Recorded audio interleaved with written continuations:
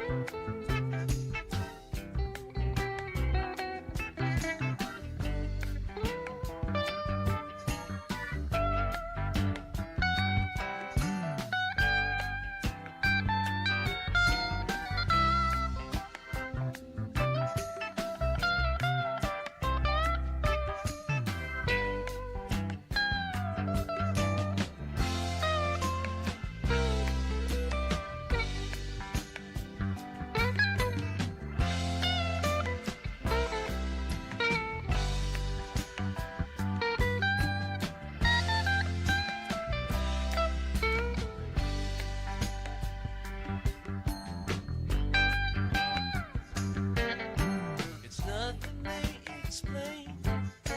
It's like a diesel train. You better not be there when it rolls home.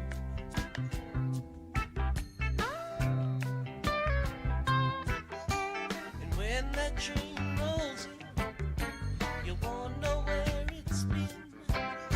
You gotta try to see a little further.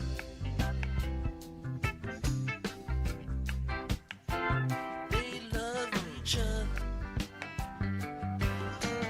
Lord, you can see that it's true.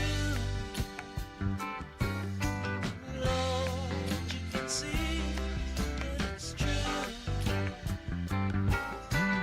Lord, you can see that it's true. Lord, you can see that it's true.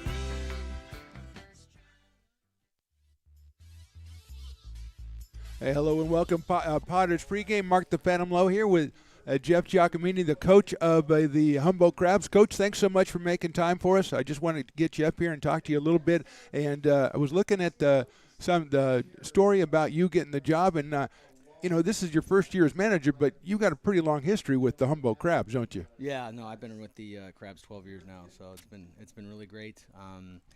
It's just an honor to take over for Robin Geyer, who just did such a great job for many, many years, and so just doing my best to keep those traditions and those values in place. Well, you're selling yourself a little short, though, because from what I read, you were not only a coach, you were also a player, and a pretty darn good one back in the day for the Crabs. You Yep. could tell us a little bit about that. Three-time MVP of the team. Yep. I was really successful and very fortunate the 3 years that I had with the Crabs. So, and it's a place that I really fell in love with Yep. immediately. Just met some really great people, and the community really embraced me. And I actually met my wife there in '08, and so that's where we live. We live in Arcata, so I live like 3 blocks from the ballpark. Yeah, it said in the article that you and your wife, Mona, right? Yep. Yeah, you and your wife decided you were going to settle there, and when you decided that, according to what it said in the article, then you decided, hey, I want to be the manager of this team. So is that something that you'd thought about back in the days when you were a player, or is that just something that came to you a little later after you'd coached a little bit? Yeah, definitely. Once I started to coach, I realized that hey, I'd like to be the manager at some point. I really, and I'm still a cage rat. I still like working with the guys and getting after it and working on their development, and just helping them get better and to go back to their school, better than Right. they came in. So I still really enjoy that process and that part of it, but. The manager role is definitely something that I've wanted for a very long time. Well, I know you're on a tight schedule, so I'm just going to ask you a couple of other things if I can.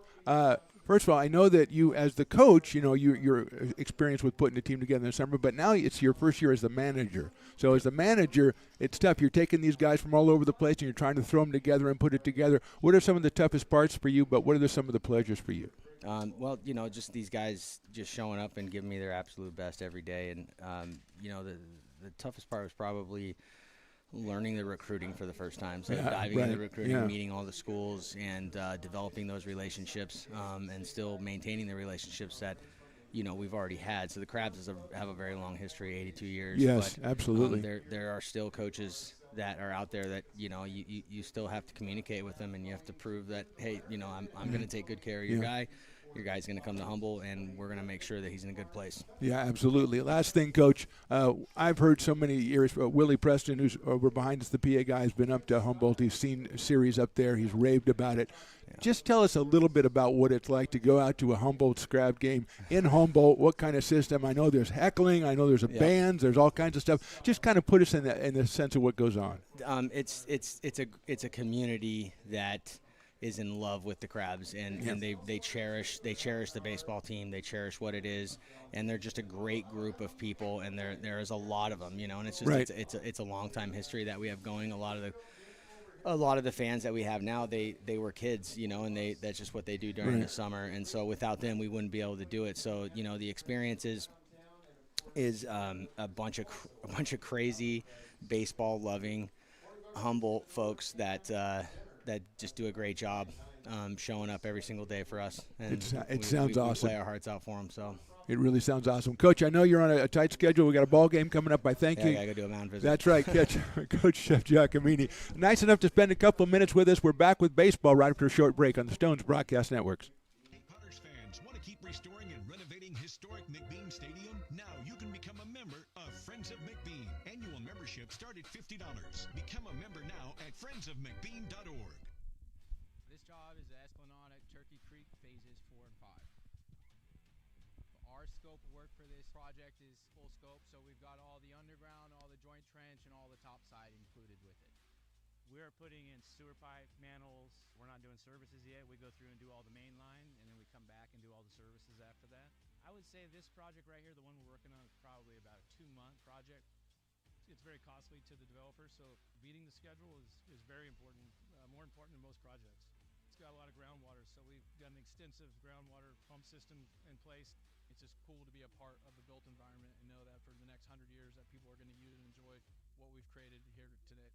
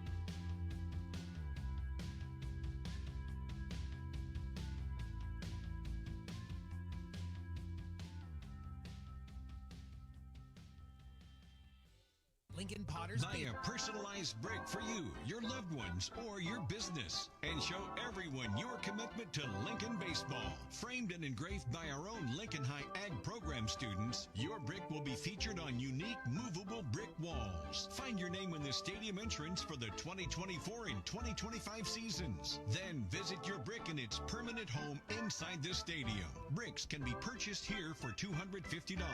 Get it now at friendsofmcbean.org. I'm Bill Spear, North Valley president of 5 Star Bank. In a time when business can feel so uncertain, we're here for you every step of the way.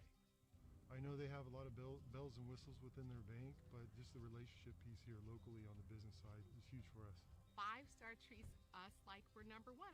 They're right there with suggestions, with help. So I have to bank with people that have our mission in mind. We're 5 Star Bank. How can we help you? Hi, Bill Evans, President of the Placer County Association of Realtors. We're in our store, our conference facilities, an amazing team help us keep together an amazing organization, and we thank them all. This organization can't do what it does and can't run the way it runs without the help of so many members volunteering their time.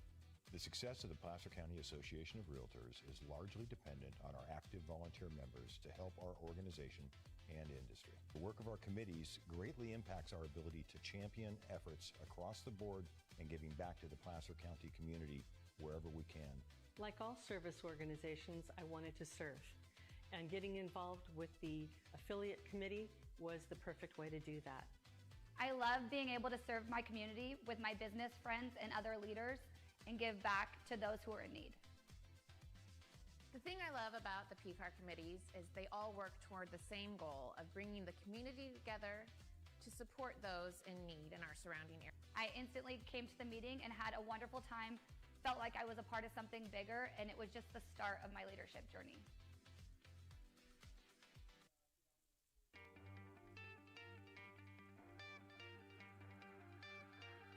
Gooseport Public House. We have sports on 10 big screen TVs, 23 beer taps with classics and crafts, a full bar with creative craft mixed drinks, live music, and most importantly, great fresh food. In downtown Roseville off Vernon Street, only 15 minutes from the ballpark. See ya at Gooseport.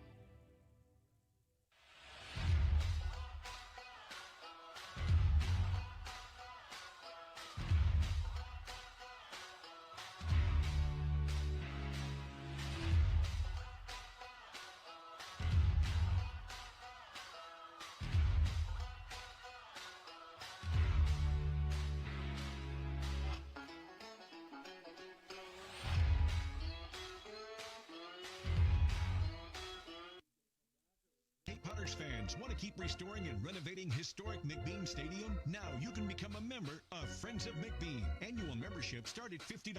Become a member now at friendsofmcbean.org. When it comes to your home's maintenance and repairs, Jeffers Resource Group has you covered. Our handyman services offer a comprehensive range of expertise, from minor carpentry to drywall, electrical and flooring for property managers, highest standards, so you can have peace of mind. Contact us today to discover how Jeffers Resource Group can help keep your home in top shape.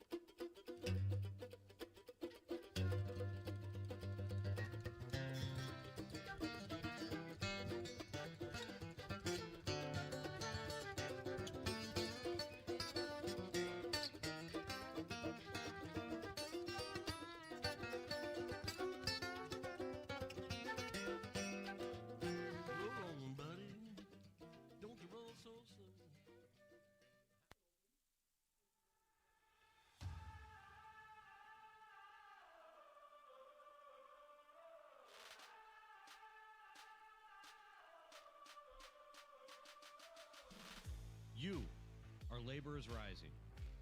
And now you understand where we came from, what solidarity means, and what we have ahead of us. No one's going to defend us but us. No one's going to help construction workers except us. And I can't wait to see you out there.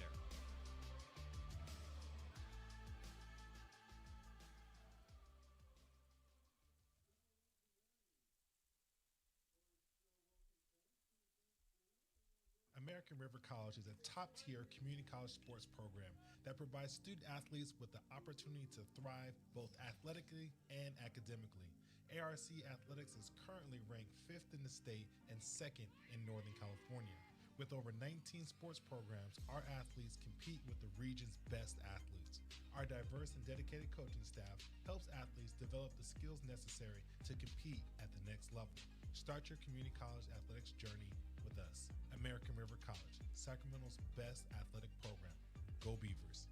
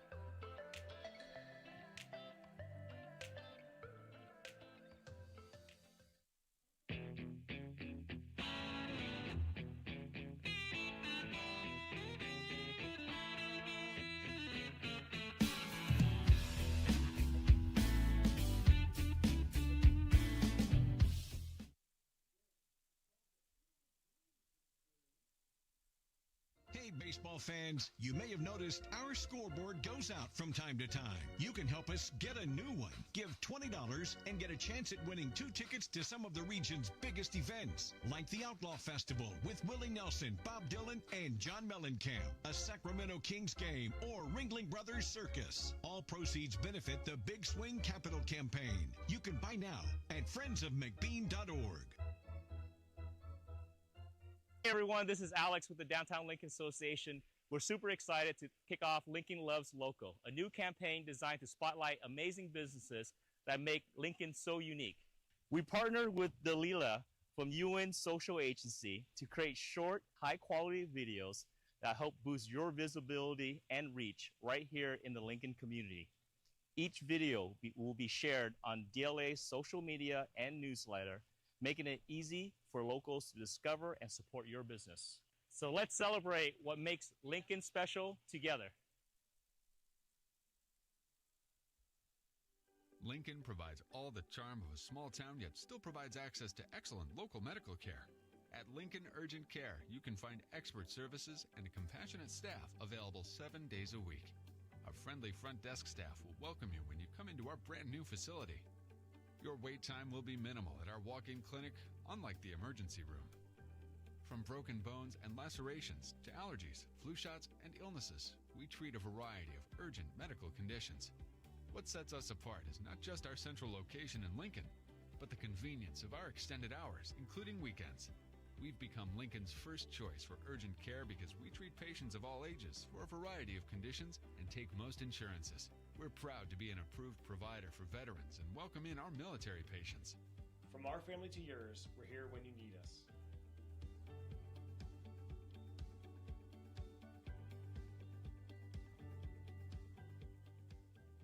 Hey, Potters fans, want to keep restoring and renovating historic McBean Stadium? Now you can become a member of Friends of McBean. Annual membership start at $50.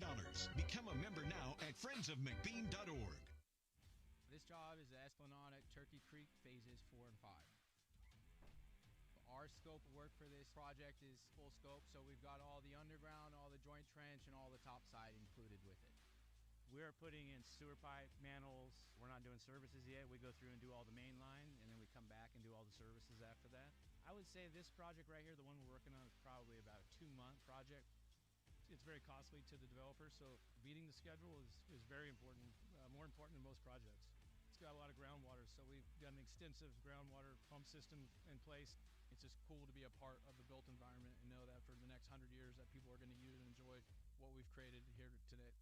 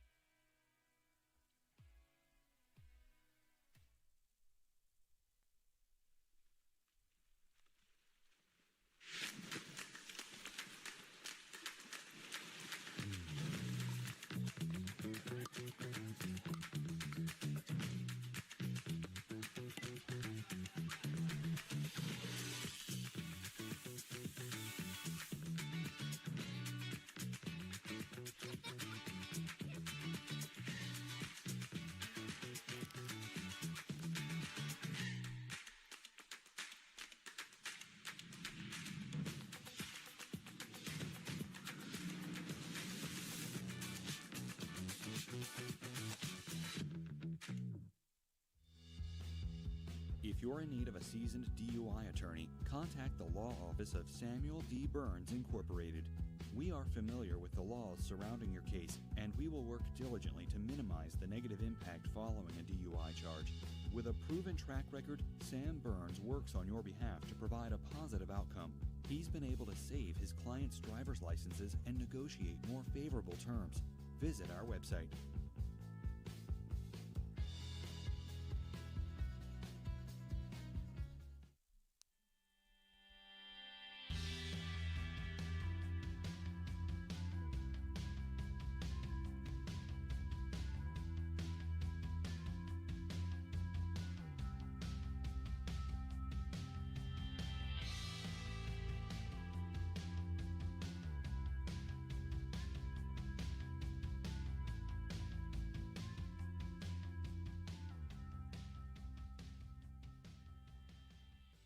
Lincoln Potters Baseball. Placer County's best-kept secret is back for another exciting summer at historic McBean Stadiums, loaded with fun for the whole family, local beer, wine, and eats, fireworks, giveaways, theme nights, kids zone, and more.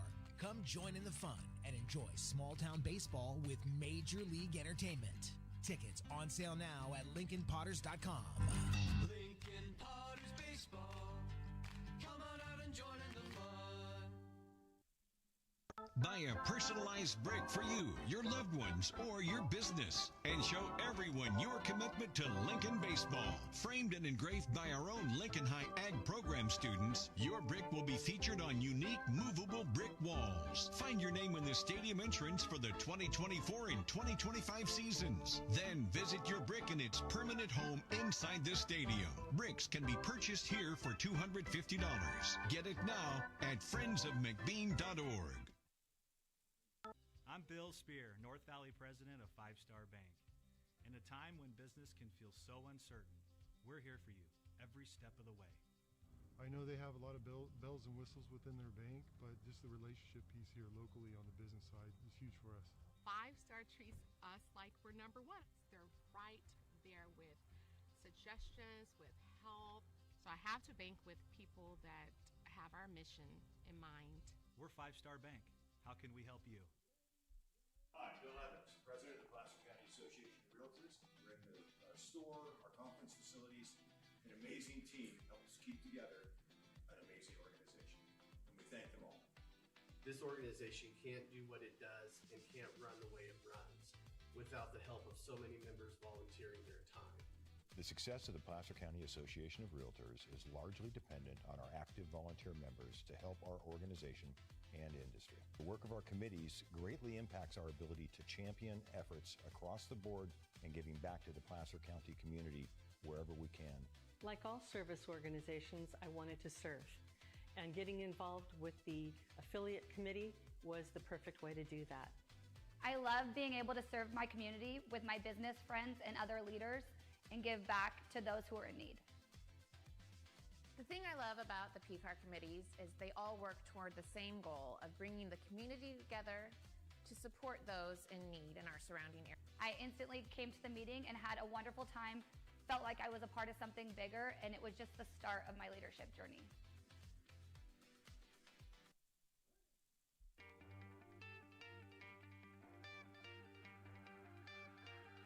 Gooseport Public House.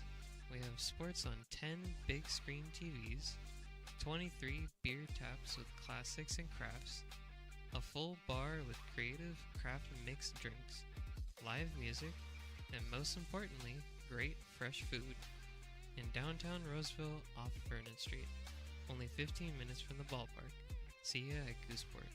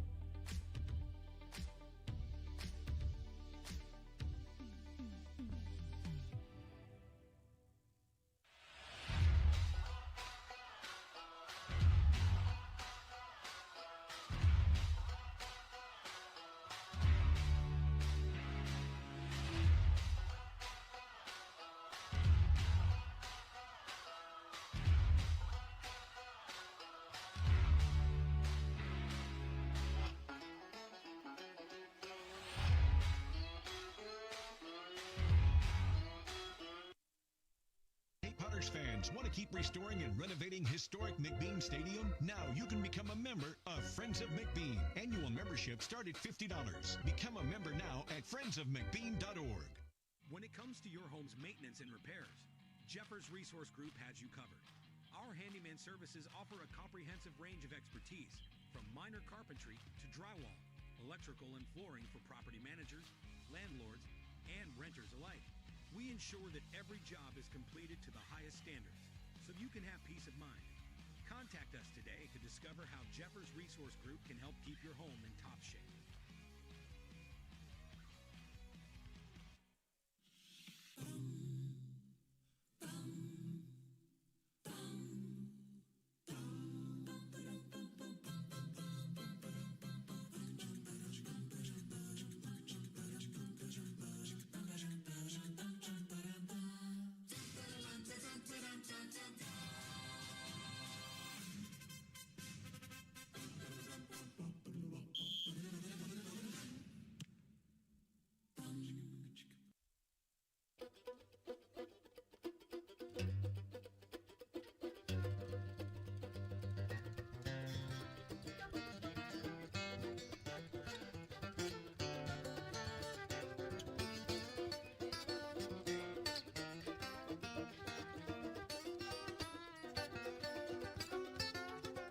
Are you ready for some Potters baseball?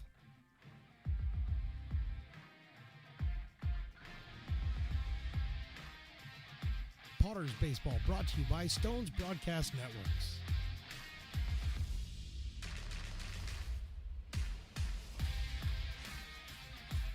And now for the play-by-play here is Mark the Phantom Lowe. Well, good evening, everybody, and welcome to McBean Stadium in lovely Lincoln, California for some more PEL baseball with the Lincoln Potters hosting the Humboldt Crabs in Game 3 of their season opening series. Both teams have won a game, so this is truly the rubber match. Mark the Phantom Lowe here, along with Evan, the Big E, on the controls, and we're bringing you this one on a Thirsty Thursday. And you know something, Evan, I have heard that is $1 12-ounce drafts, and I have not seen anybody carrying a beer yet. And I'm saying, what's going on? Are these people not listening? If they're not listening, I'm going to start yelling at them. First of all, they're half price off general admission tickets. So you're in here, you got money. Obviously, you got, because you're going, how much am I going to need for the game? Okay, and you get here and you go, oh, wait a minute, half price? Okay, so now I've got this kind of money in reserve. What are you going to do? Oh, well, $1 draft beer sounds pretty good. Why don't I get one of those? All right, so got that off my chest. And what else? Yeah, we got a baseball game and a big one. Drew Brown on the mound for the Potters as they're taking on the Humboldt Crabs, and everybody seemingly in the PEL is 1-1 after the West Coast Kings beat Healdsburg last night, although the Mudcats are 2-0, and they look strong this year out of the Solano area. Solano Mudcats are 2-0. Everybody else is 1-1, and the Giants are 0-2. Potters lost the game on Tuesday 3-2 in a real nail biter. Then yesterday they fell behind 4-0, came all the way back and won that game by a count of 12-4. Drew Brown is on the mound, his fourth start of the summer for the Potters out of Charleston Southern University. They are the Buccaneers, as we have found out in the past. He's going to face Tyler Howard, Alex Harrington, and Ryan Vandenbrink, the first three hitters for the Crabs. Hope you saw our talk with Coach Jeff Giacomini of the Crabs. Was a great player with the Crabs, was assistant coach with the Crabs. This is his first year as their manager. Interesting what he had to say, that one of the things he had to deal with was recruiting. Talking to coaches and everything. Browns basketball at 93 is outside 1-1. Adam Enyard bats fourth, and Kamana Soares is hitting fifth. The catcher, Jimmy Mullen. The third baseman, Everett Johnson, Jaden Shabry, and Joe Fagan. That one misses outside again by Drew, who was 13 innings, 15 hits, 10 runs, 11 strikeouts, 7 walks. Had a tough outing last time, a no decision against Peleteros, where he was touched up for 5 runs. So he's trying to come back strong, and he misses outside with that. 3 balls and 1 strike to Howard, who is 2 for 8 in the series, does have three runs batted in, playing out in center field tonight for the Humboldt Crabs. 3-1 pitch. That is on the corner, call strike 2. 3-2. A little early start, 6:05. It took me by surprise. I don't know. I didn't know it. I just saw it, on the internets today. It said 6:05. Can that be right? I went on some text thread I'm on with people I don't know. Ran right towards short. That is a Bland out there, pairing across the diamond, gets him at first base for the out. Are you one of them, Luke? You one of them? Okay, so I guess I know one person. So 1 out, and Alex Harrington will be the hitter. Let's look at that defensive lineman, Perrin Bland, as we saw at shortstop. At third today is Cash Brennan. Second, Carson Moore. First, Brady Dobson. Behind the plate is Kyle Pedersen. In left, Mays Matson. And center, Jordy Lopez. Okay, let's change that to Jordy Lopez, and then right, Quincy Marlboro. Didn't sound right. Brown's first pitch, a beauty, in there for a strike to Alex Harrington. Out of Stanford University, 0 for 3 in the series. Came in at 368 on the year. Swings and misses at that one from Drew. So Perrin Bland back at shortstop. I think his dad, the mayor, is over there. I didn't see Mom today. She was here the other day. That one is just a little bit high and inside, 1-2. But Dad's over there hanging out. I'm wearing my Meridian Blue shirt today, which is fantastic. I think everyone will have to agree.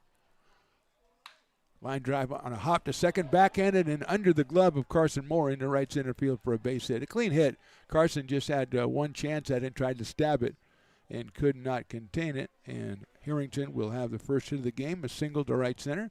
He is on first with 1 out, and Ryan Vandenbrink will be the hitter. Ryan has had a tale of two cities in these 2 games. He was 0 for 4 with 4 strikeouts in game on Tuesday. Then last night, 3 for 5, and he had a run driven in. His 4th of the season, just played a couple of games before coming here for the Humboldt Crabs. Right-handed hitter. And he'll take that one for a strike. Ryan out of Oregon State University. He's followed by Adam Enyart, who's out in right field today for Humboldt. Short lead at first by Harrington. Beautiful night for baseball out here. Still time if you're in the neighborhood. Come on over. You don't have much money. That's okay. You can get it. You could have a great time in the park tonight, and I'm including admission for like $10. I mean, you can have a great time.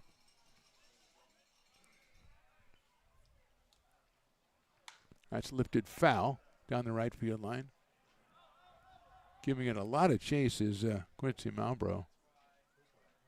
Saturday night is the next home game. It's Piper's birthday. Untold hundreds of other mascots will be in attendance, or maybe untold single digits of other mascots. It's always a lot of fun. First 500 fans, Piper bobblehead.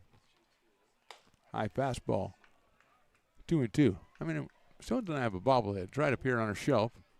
And having a bobblehead's pretty cool. Piper had the first ever bobblehead for the Potters 10 years ago, and now bobblehead number 2, and Willie Preston still doesn't have one. Is that justice, I ask you? Swing and a miss at a breaking pitch. Beautiful pitch by Drew Brown. Vanderbrink is out on strikes for the second out here in the inning, and here is Adam Enyart. Adam is 2 for 7 in the series so far. Came into the week at 375 and has 3 home runs. Harrington still at first base, still with a shortish lead. Kyle Pedersen is the catcher tonight. That's popped up. Right side, Brady Dobson's going back. He's in foul territory. Now he gets out of the way, and he thought he was called off by Carson Moore, but ended up dropping between the 3 of them. Malbrough came in from right field, so hopefully that's not a miscue that's going to cost the Potters down the line, as they had the pop-up from Enyart. It looked like Brady got it, and then it sounded like, or looked like, he felt he was being called off. Carson Moore came over, but not in time to make the catch, and it is just a strike. 0-1. Looks like our scoreboard is not really operating, so Willie Preston's going to have to be announcing kinds of information in-house. Sharp grinder out to Perrin-Plan. He's going to go to second, and that's the inning. The slide by Harrington came up a little bit short at second, but it didn't really matter. No runs on a hit, and they leave one. We go to the bottom of the first inning. The Crabs nothing. Potters coming back. American River College is a top-tier community college sports program that provides student athletes with the opportunity to thrive both athletically and academically. ARC Athletics is currently ranked 5th in the state and 2nd in Northern California. With over 19 sports programs, our athletes compete with the region's best athletes. Our diverse and dedicated coaching staff helps athletes develop the skills necessary to compete at the next level. Start your community college athletics journey with us. American River College, Sacramento's best athletic program. Go Beavers.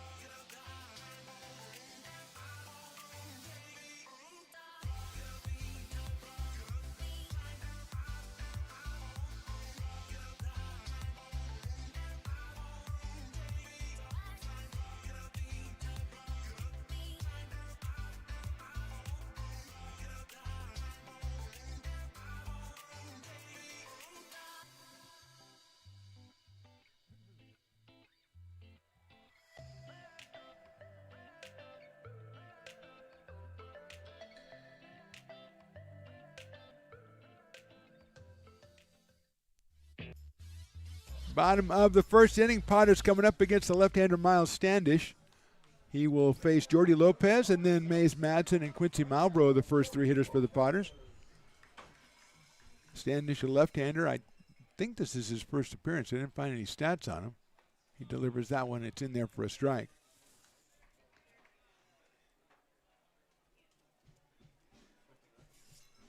So 0-1 on Lopez, who's .488 on the year. A home run, which he got last night, and 14 runs batted in, and he takes strike 2.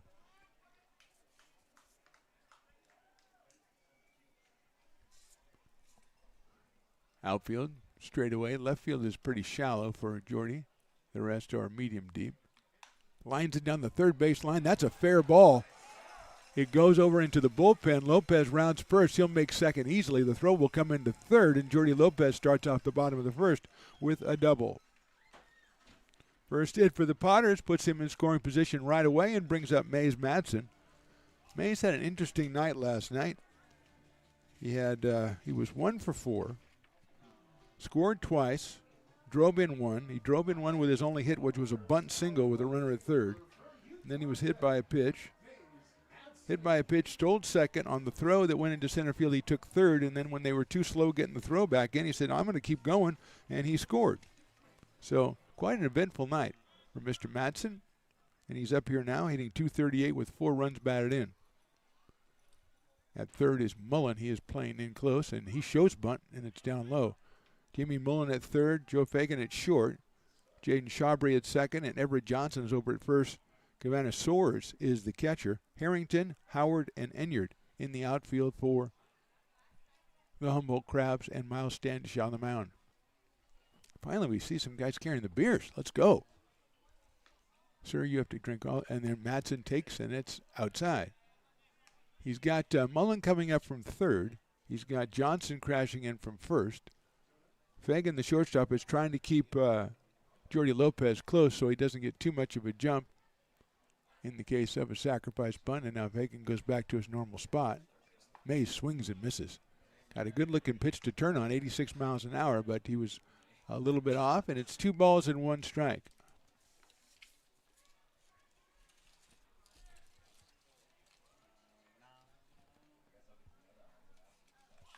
There he bunts that one down the third baseline, but foul. The old try to leave the batter's box before you bunt the ball kind of thing. And unfortunately, the angles don't quite work, so it's 2-2 now on Mays out of St. George, Utah, and Utah Tech University. UTU. That's why they don't call it Utah Tech Institute. That would be wrong. 2-2 on Mr. Madsen. Willie Preston having to do triple duty. Almost does triple or quadruple duty. He's got to do more now. Taking care of the scoreboard. That is ball 3. Just a little outside. Good spot by Standish, but Madsen takes it, so he runs the count full at 3-2. Quincy Malbrough is next for your Lincoln Potters. Madsen swings and misses. Standish gets the strikeout, and a big one for Miles Standish, and he'll face Quincy Malbrough. Malbrough at .429 with 12 runs batted in. Had 2 runs single in last night's game. He's got Lopez at second. Now 1 out here in the bottom of the first. Just getting started. Good crowd still following it. I think some people thought it was 6:30. And the great part about that is even if you're late, come on, you got a half-price ticket, so it's okay. You're only paying for 5 innings anyway. 1-0. And then, of course, when you come in, you go, $1 beers? I got to go down to the Brick and Barrel Backyard Bar and Grill. Now, okay, now it's working. Well, see, that's the parking lot Potters, Lucas. So they're always supporting. They're always out there. You got $1 beers? We'll go show people how it's done. Quincy fouls that one off over toward the on-deck circle where Aiden Diome, tonight's DH, waits. After Aiden, it's Perrin Bland, the shortstop, then Brady Dobson, the first baseman, batting 6th. Cash Brennan hits 7th. He's playing 3rd tonight. Kyle Pedersen, the catcher, and Carson Moore, the second baseman, rounds it out with Drew Brown on the hill for your Lincoln Potters. 1-1 on Quincy out of Purdue University. Takes the ball down in the dirt. 2-1. Soares doing a lot of work already. Standish, it looks like, likes to work down low with it. Not overpowering speed on the ball, but he's good location. Mixes it up, mixes up the locations. 2 balls, 1 strike now on Quincy. Lines it into right field, and that is going to be down for a base hit. Cut off in there by Adam Enyard, but the runner, that is Jordy Lopez, will score, and it's an RBI single for Marlboro, and the Potters have struck first. They lead it 1-0. 13th RBI for Quincy Marlboro, and that will bring up Aiden Diome. Perfectly placed. Good job by Enyard to get over there. The ball hit softly. Could have gone angle-wise to the fence, but it hit softly, and Enyard was on the way over to cut it off. So Marlboro now at first base, 1 out and 1 in. And here's Diome, who's hitting .452. Aiden takes outside. 2 home runs, 11 runs batted in for Mr. Diome out of Roseville, California, West Park High School, and headed to University of Arizona. Marlboro has that look about him over there at first base. We haven't seen Standish's move yet. Comes to the plate, and it is outside again. 2-0. Diome may be the best strike zone recognition on the Potters. He has got into 0-2 holes or 0-1 hole a couple of times this summer and worked his way back, getting the base on balls by being selective, fouling off what he didn't like, and eventually wearing the pitcher down. And he's ahead in the count on this one. 2 balls and no strikes. Standish hit 87 with that last one. Big chopper out towards second base. It's going to be a play for Chabry, and he goes to first. Nice play. The throw goes back behind the runner, but Marlboro stays close to second base. It is a 4-3 put out for Jaden Chabry, the second baseman, and Perrin Bland comes up with a chance to drive in another one. He is the leader in RBIs with the Potters, 17 on the summer. The young man out of Meridian, Mississippi. He was at Troy. Came back from Troy, was at Chipola College, and now is looking for his next place. It's a grounder right at the shortstop, Joe Fagan. Across the diamond, he gets him at first. So the Potters put 1 up on the board on the Marlboro single, and we'll go to the second inning. They're on top, 1-0.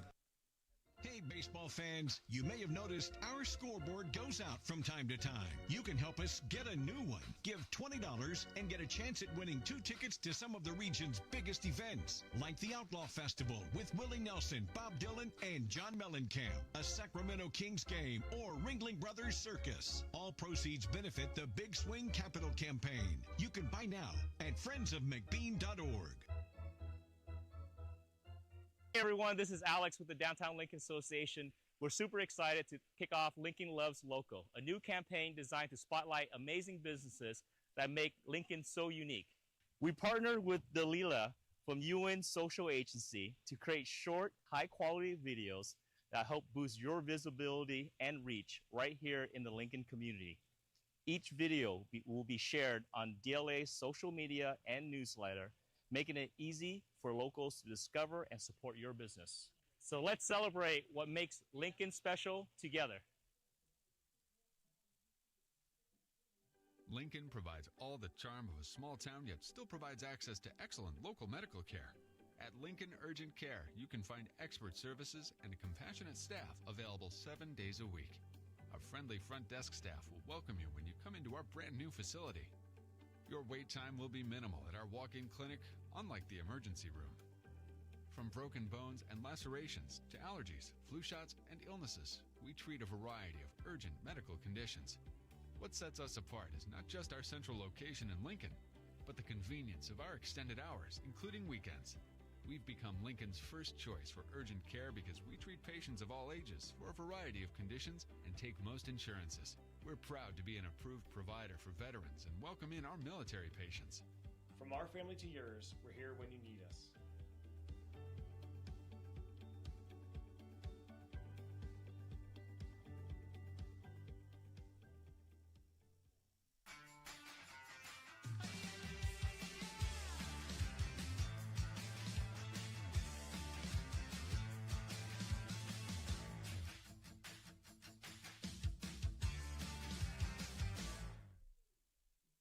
Fans want to keep restoring and renovating historic McBean Stadium? Now you can become a member of Friends of McBean. Annual membership start at $50. Become a member now at friendsofmcbean.org.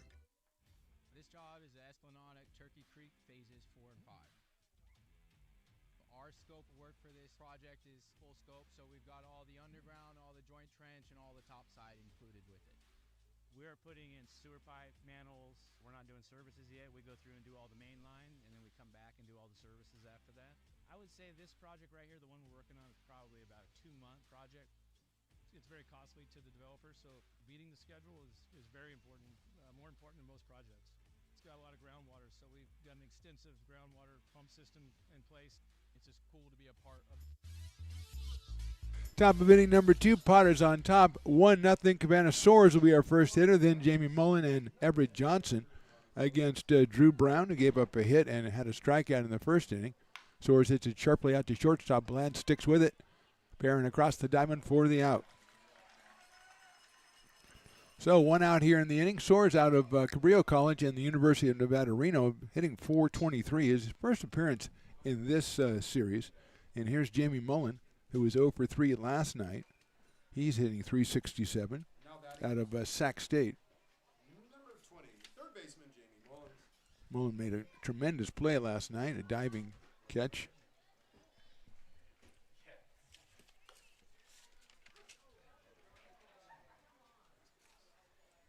He's followed by Everett Johnson, then Jaden Shabry and Joe Fagan.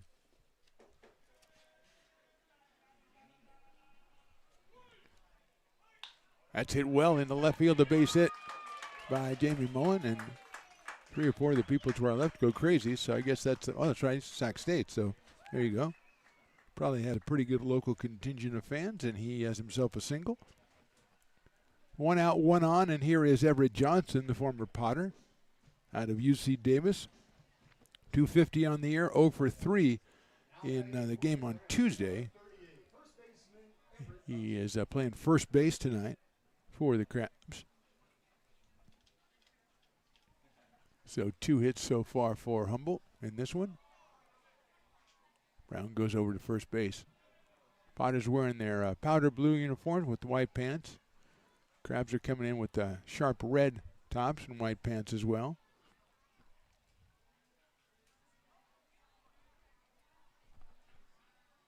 Go over to first base again, and back is Jamie Mullen.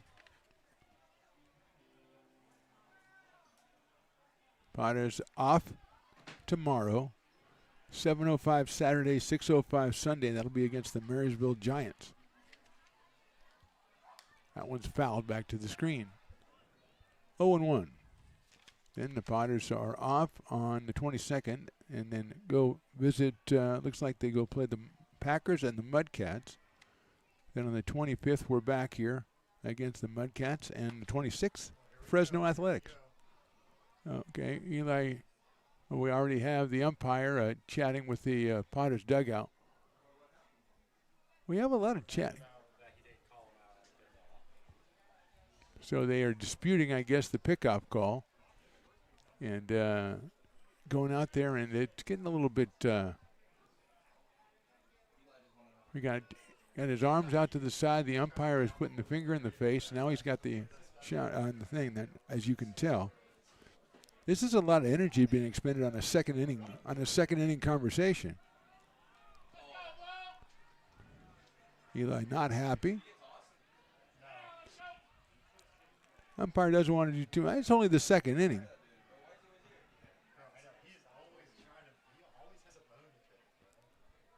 So it's 0-1 on Johnson. The contention is about Jamie Mullen. And as we saw, Jamie has his fans here, so we can't be too rugged with him.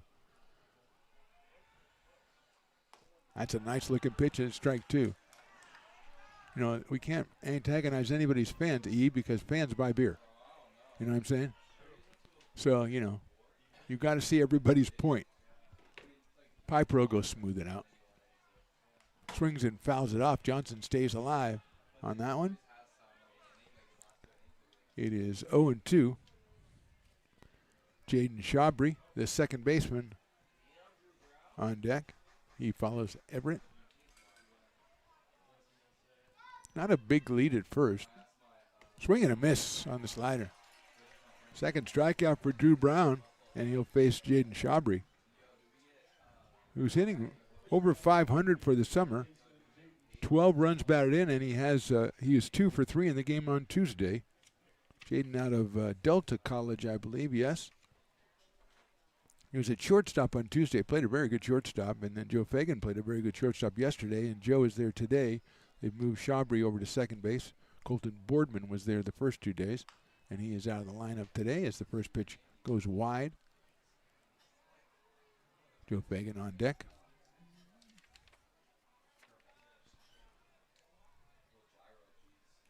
One ball and no strikes. Chopped out to Bland at short. He's going to go across the diamond to first and do it quite easily. Another good inning for Drew Brown. Gives up a hit, gets the strikeout. We're to the bottom of the second inning. Potters on top 1-0. Buy a personalized brick for you, your loved ones, or your business, and show everyone your commitment to Lincoln baseball. Framed and engraved by our own Lincoln High Ag program students, your brick will be featured on unique movable brick walls. Find your name in the stadium entrance for the 2024 and 2025 seasons. Then visit your brick in its permanent home inside the stadium. Bricks can be purchased here for $250. Get it now at friendsofmcbean.org. I'm Bill Spear, North Valley president of Five Star Bank. In a time when business can feel so uncertain, we're here for you every step of the way. I know they have a lot of bells and whistles within their bank, but just the relationship piece here locally on the business side is huge for us. 5 Star treats us like we're number one. They're right there with suggestions, with help. So I have to bank with people that have our mission in mind. We're Five Star Bank. How can we help you? Hi, Bill Evans, president of the Placer County Association of Realtors. We're in the store, our conference facilities, an amazing team help us keep together an amazing organization. And we thank them all. This organization can't do what it does and can't run the way it runs without the help of so many members volunteering their time. The success of the Placer County Association of Realtors is largely dependent on our active volunteer members to help our organization and industry. The work of our committees greatly impacts our ability to champion efforts across the board and giving back to the Placer County community wherever we can. Like all service organizations, I wanted to serve. And getting involved with the affiliate committee was the perfect way to do that. I love being able to serve my community with my business friends and other leaders and give back to those who are in need. The thing I love about the PCAR committees is they all work toward the same goal of bringing the community together to support those in need in our surrounding area. I instantly came to the meeting and had a wonderful time, felt like I was a part of something bigger, and it was just the start of my leadership journey.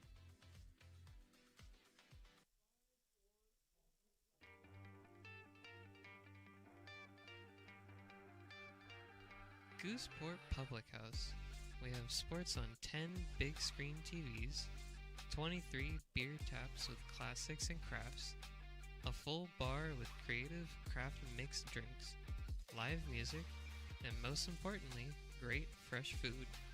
In downtown Roseville off Vernon Street, only 15 minutes from the ballpark. See ya at Gooseport. Bottom of inning number 2. Potters on top 1-0. Brady Dobson, Cash Brennan, and Kyle Pedersen against Miles Standish, the left-hander from Santa Rosa Junior College. And Dobson, who's hitting .346, with a home run and 7 batted in, will start us off. Santa Rosa Junior College, the Bear Cubs, in there for a strike. Now, some people are texting and saying, "Ben, didn't you know Miles Standish?" Well, I did when I was young. He was a senior when I was a sophomore. He had to go off in the Mayflower to the New World, though. That's fell out of play. Miles Standish was a heck of a guy. You know about Miles Standish, Lucas Statwalker? Well, I'm talking about the one back in 1620 that came over on the Mayflower. Oh, man, he should be part of your history classes. Where'd you go? You told me you went to Granite Bay. They didn't talk about Miles Standish? Chopper down the third baseline. That's going to be a tough play for Mullen. He comes up throwing. The throw is going to be just a little bit too late. He did everything he could, but Dobson beats it out for the third Potters hit.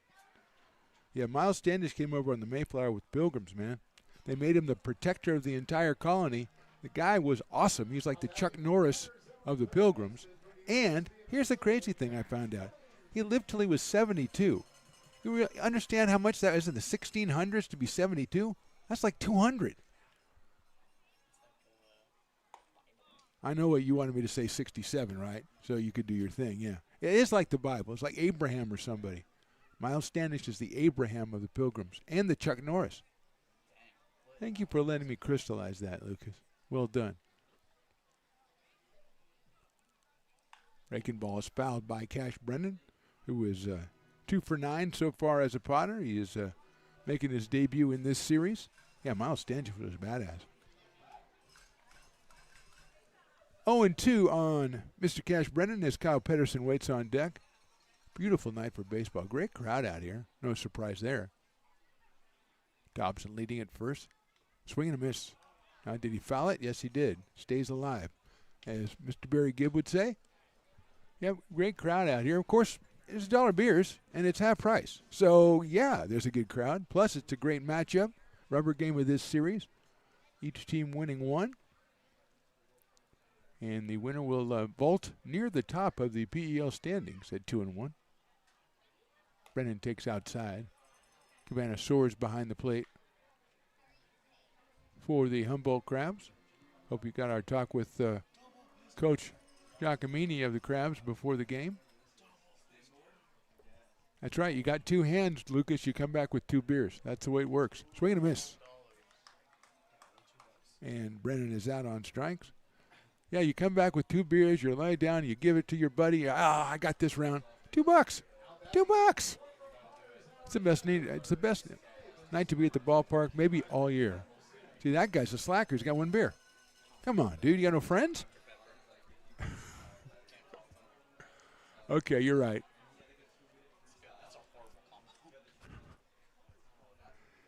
Here's Kyle Pedersen, 2 for 7 on the season for the catcher out of Roseville.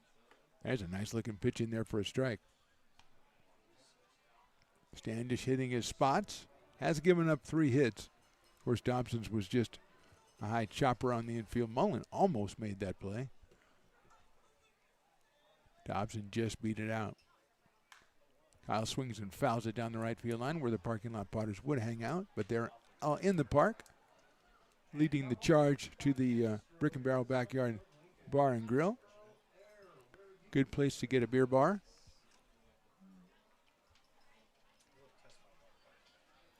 Oh, and 2 now on Kyle. Number 9 hitter tonight, Carson Moore on deck. Swings and misses. Standish gets a couple of strikeouts in a row, gives him 3 on the night, and he'll face Carson Moore, who's hitting at a .371 clip with a home run and 7 RBI out of Cameron Park, California, and San Diego State University.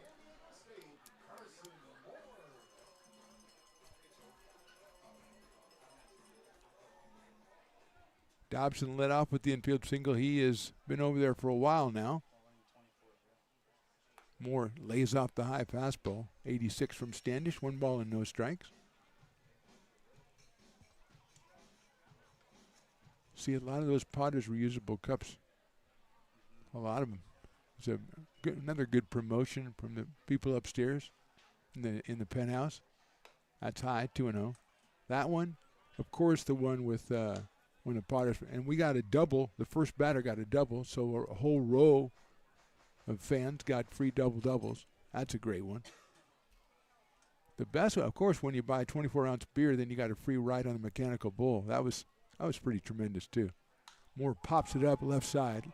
Left fielder comes in, Harrington, then he goes back and manages to corral it and make the catch. So good inning for Standish after the infield single. We'll go to the third. Potters lead this one 1-0.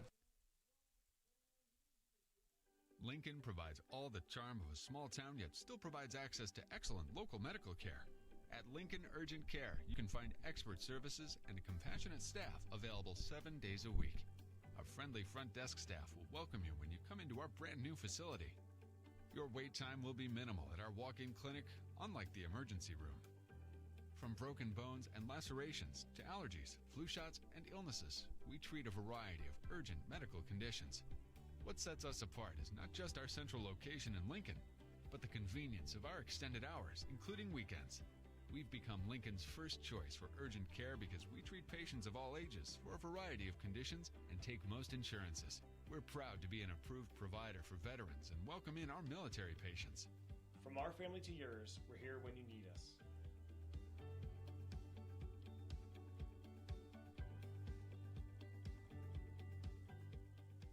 Hey, Potters fans, want to keep restoring and renovating historic McBean Stadium? Now you can become a member of Friends of McBean. Annual membership start at $50. Become a member now at friendsofmcbean.org.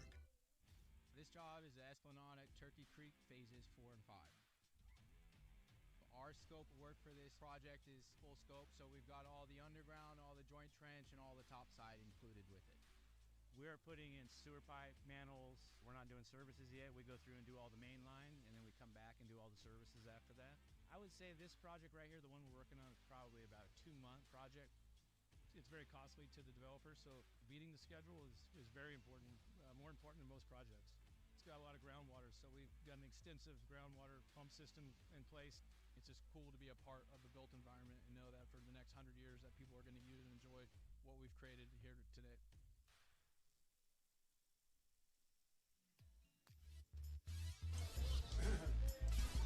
Top of inning number 3, Drew Brown back on the mound. He'll face the number 9 hitter, Joe Fagan. Then Tyler Howard and Alex Harrington, Mark the Phantom Low, along with E. Evan, the engineer. And we're also joined by my third inning guest, former Potters intern turned photojournalist and journalist, award-winning journalist.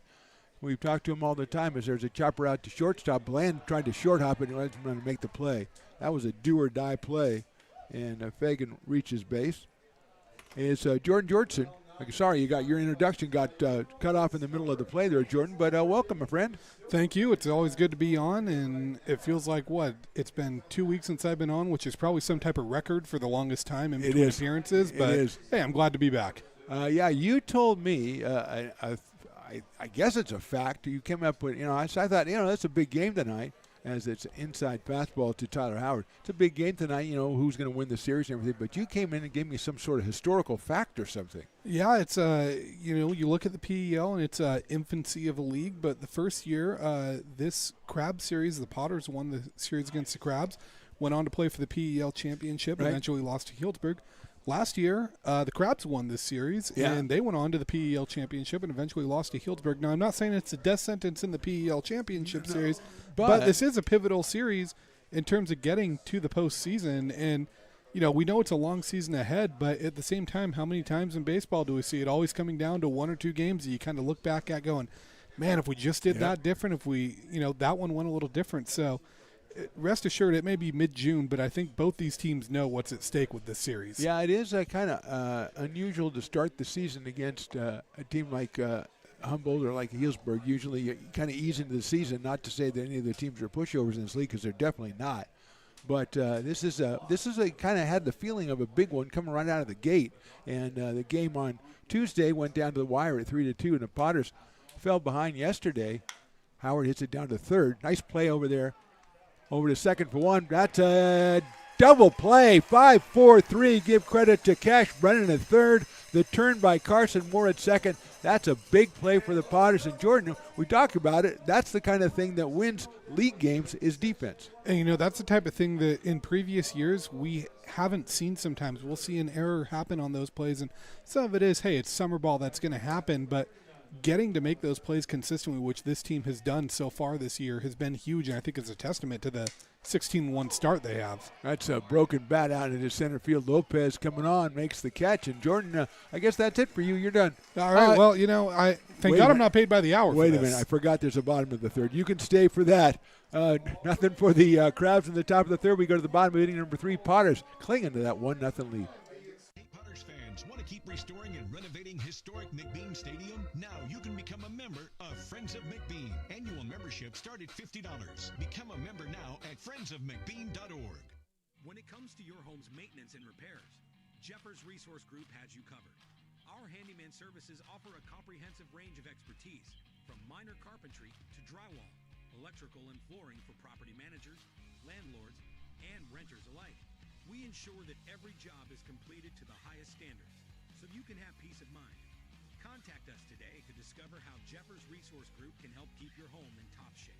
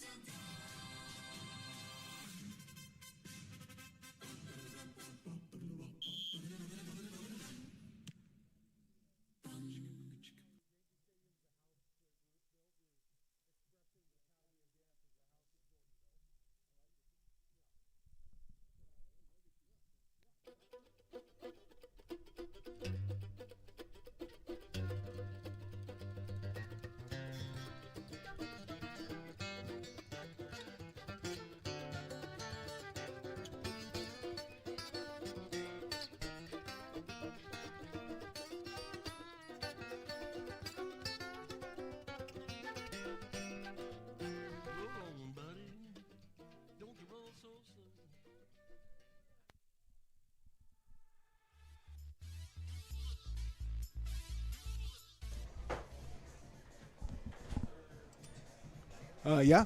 Oh, yeah. Time for the game.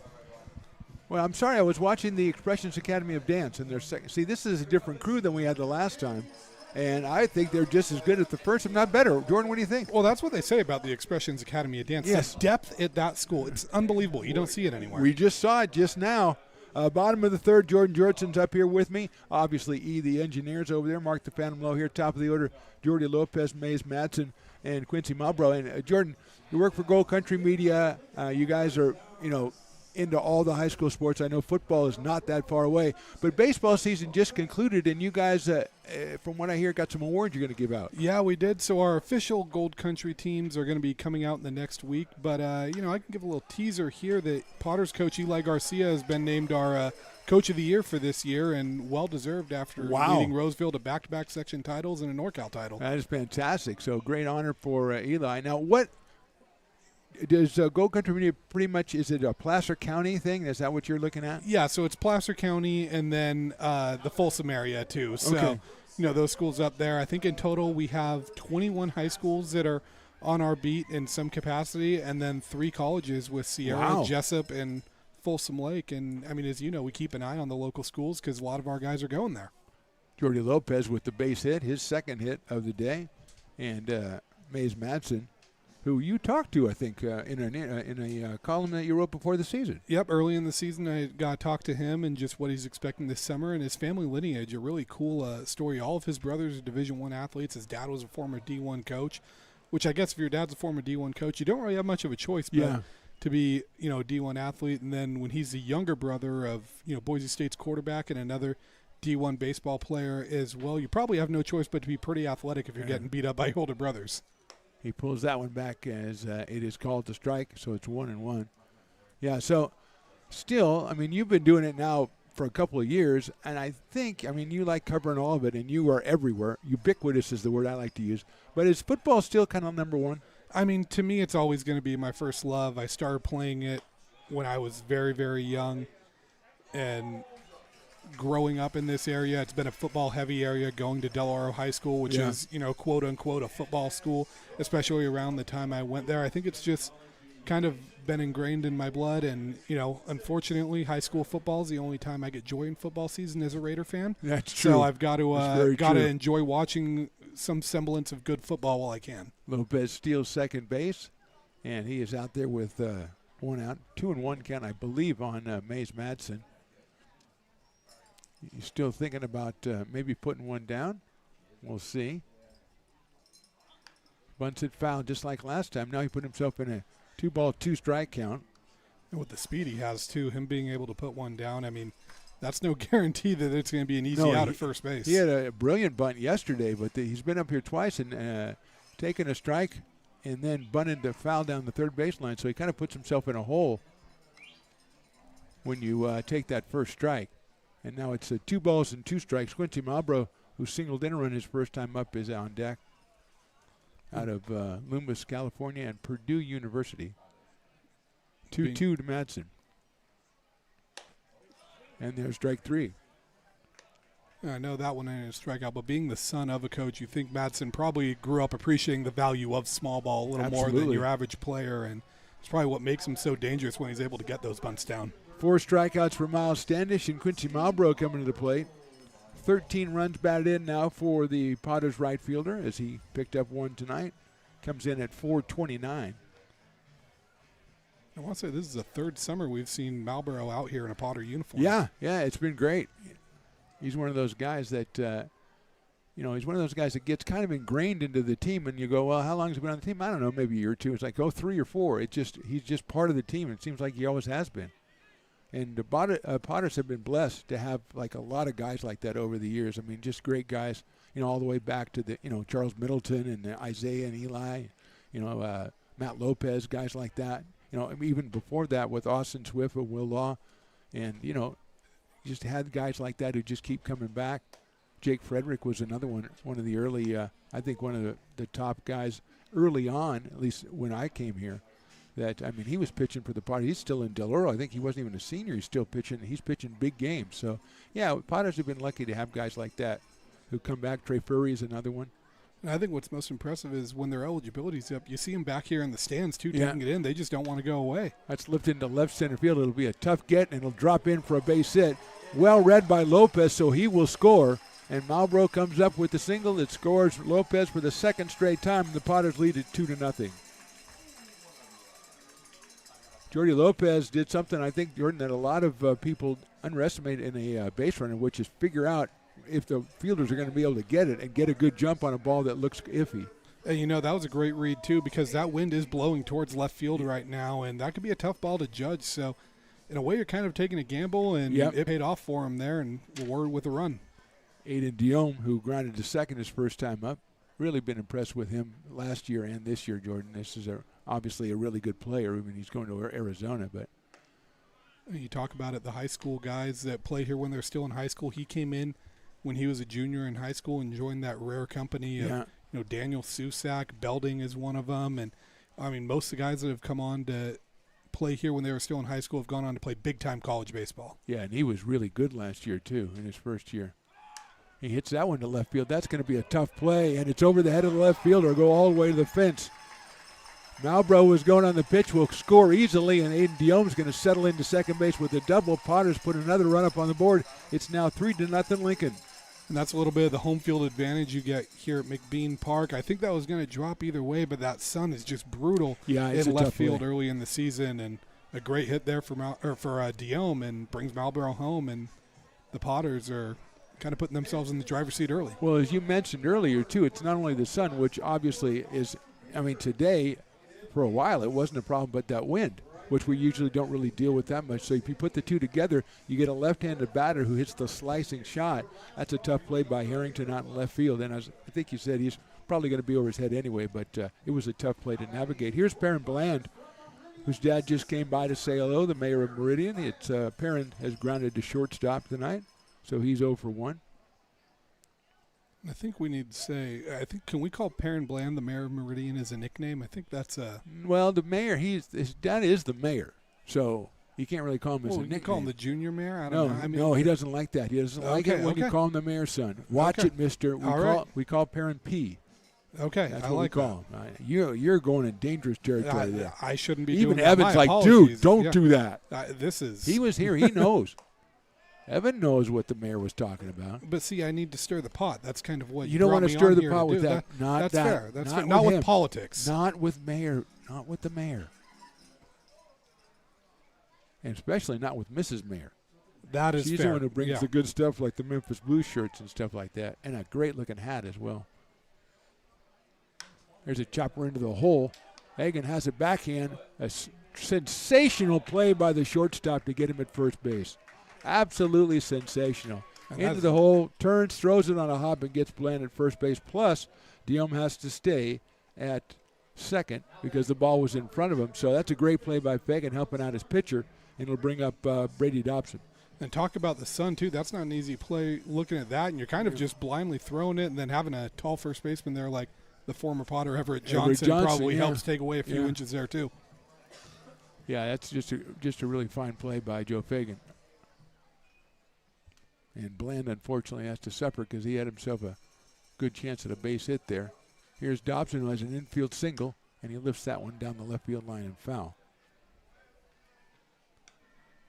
Dobson's been one of the lights in this lineup, too, where middle of the order you may not always think of, but he's got the walk-off. He had the huge home run on Tuesday, and he's someone that feels like this Potters lineup is really consistently contributing 1 through 9. Yeah, and they really have, and I don't have this in front of me, but they really have a lot of left-handed hitters, really powerful left-handed hitters, maybe more than they've had in a while. That one's hit slowly out to Fagan at shortstop. He'll scoop it up, double clutched, and he did not get him at first base. Dobson beats it out. And I think that second clutch is what hurt him. And oh, yes, definitely did. It's a tough play to make either way, but. You know, I've noticed, Jordan, that a lot of times, I don't know what it is about this season, it seems like fielders are making more throws on the run than they have in a long time. Nobody's able to set. They've all got to come in and go right to get it, and they throw it on the run. I mean, Diome is great at it. So is Carson Moore. Luke Euler's really good at it, too. So it's really a factor in these infielders these days, and Fagan double clutched on that one and Going to first base is Miles Standish. Cash Brennan is the hitter, another left-hander. He has struck out in his only appearance today. Cash out of Rockland, California, I believe, also headed to Arizona. Brother Peyton was a tremendous potter, talking about great potters. Really was. And I think what's interesting, too, is we saw Peyton being a power bat, and he had the speed and all that, but Peyton was an outfielder, a power bat, and, kind of a 3-4 hole hitter guy. And Cash is really more of the infielder, kind of a quicker guy. I mean, he's still got some pop to him, but you watch Cash and you watch Peyton, and, I mean, they look similar. They're wearing the same number, but you wouldn't guess they're brothers if you watch their style of play. They're actually, they would play together because one's infield and one's outfield, so they wouldn't take each other's position. Maybe it's how they grew up with that. 0-1 now. Grounder down to third. Mullen pops it up. He's going to have to hurry. He guns it to first and makes the play. Another good play by Jamie Mullen to third, but the Potters score 2 in the inning. We go to the fourth. Thanks a lot, Jordan. I forgot to say thanks, man. Thanks to Jordan Georgeson. Maybe I'll bring him back later because the innings went fast. Top of the fourth coming up. Potters lead 3-0.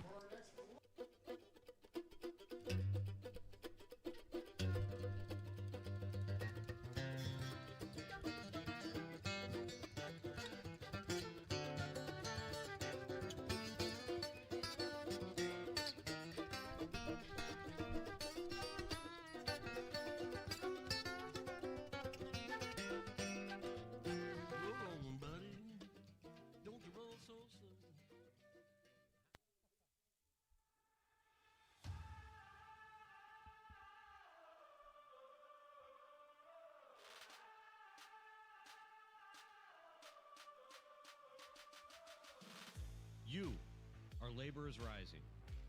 And now you understand where we came from, what solidarity means, and what we have ahead of us. No one's going to defend us but us. No one's going to help construction workers except us. And I can't wait to see you out there.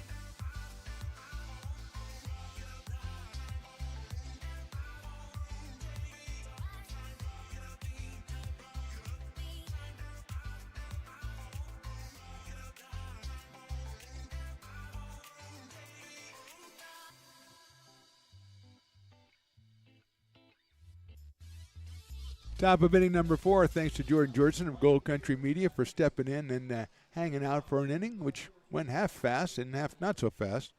Ryan Vandenbrink will start us off here in the 4th. He will take a ball. He'll be followed by Adam Enyard and Cabana Soares. 3, 4, and 5 for the Crabs, who suddenly trail this one 3-0. There's a chopper down to third, handled down there by Cash Brennan. And the throw is offline, but the tag was made. And he is, I don't know, he's out at first base. I think he's calling him out for leaving the baseline. It seemed like it. It looked like he didn't think Brady tagged Vandenbrink. Ryan's not really saying anything, so a little wild throw, but give Dobson credit for making the play over at first base, and it'll bring up Adam Enyard. Now the manager's going to go out, our friend Jeff Giacomini, and go, what in the world are you calling, dude? Because it looked like Vandenbrink just was trying to avoid the tag, and so he went out around Brady Dobson. And I don't know if it looked that way to you, E, but it looked like he was saying he was doing the out of the baseline, and not the he tagged him line. Which if you're the umpire, you just go, hey, yeah, he tagged him, and then you're okay. Anyway, 1 out here, and Enyard, who had a fielder's choice in his first appearance, 2 for 8 in the series. He takes the ball, 375 coming into the season, or coming into the series with 3 home runs. Crabs lost their first game of the season last night. They lost to the Potters, so they are 13-1, 1-1 in conference, as are the Potters, who are 16-1 overall. but it's all about PEL now. Quickly 2-0 on Adam Inyard. Swings and misses. 2-1.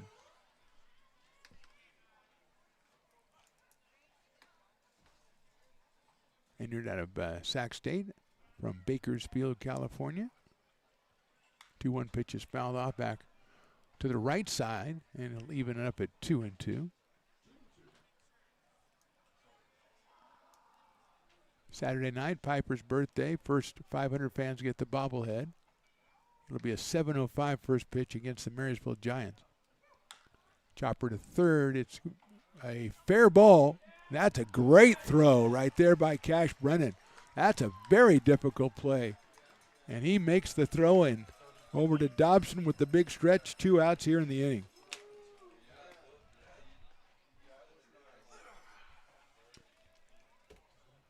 That time the ump made no. He said, nope. He caught it, and he was on the base. I'm going to point at it, and that is why you're out. Cabana Soares, the catcher, who grounded it short his first time up, back in the second inning, is up here now with 2 outs. Brown from the windup. Nice pitch inside corner at 89. 0-1 on Soares, who comes to us from Cabrillo College and then heading to University of Nevada, Reno. Chops it foul, and it's 0-2, which I believe is the same school as our buddy Luke Euler. Yes, it is. Luke not in the lineup tonight. Brennan is at third. Bland is at short. Carson Moore's over at second. That's in the dirt. And Dobson at first. Aiden Diome is our DH, sometimes third baseman. Cowbells are going as it's a 1-2 count on Cabana Soares. Misses inside. 2-2. Kyle Pedersen behind the plate for the Potters.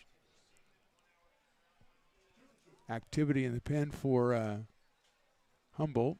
Looks like a right-hander is up and working. Lifted into right center field. I don't think anybody's going to get there. It's down for a base hit. Lopez gets there right away, but holds Soares at first base, but Cabana has himself a base hit. 4th hit of the game for the Crabs, and it will bring up Jamie Mullen. Looks like Aiden Dorsch, who was a starter on Tuesday, loosening up. Unless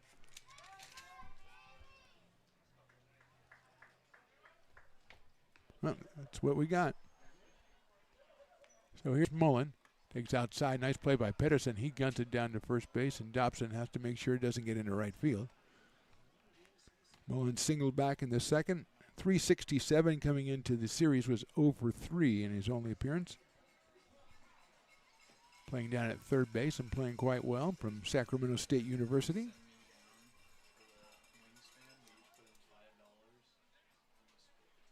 Soares not really off the bag very far.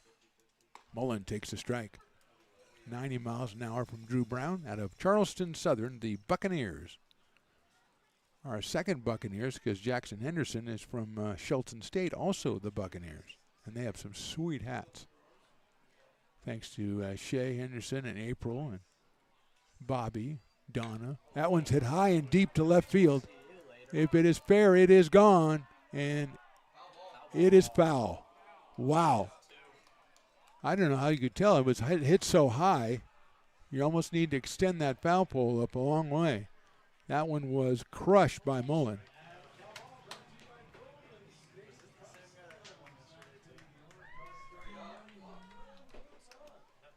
And Mullen's going to come back and just think about that. That one had to feel really good because he just gave that one. That was no doubt city right there, except for the fact it was a foul ball.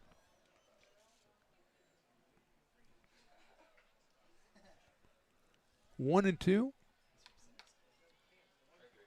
And almost got the inside corner. Tried to come in on him with the off speeds. 2-2.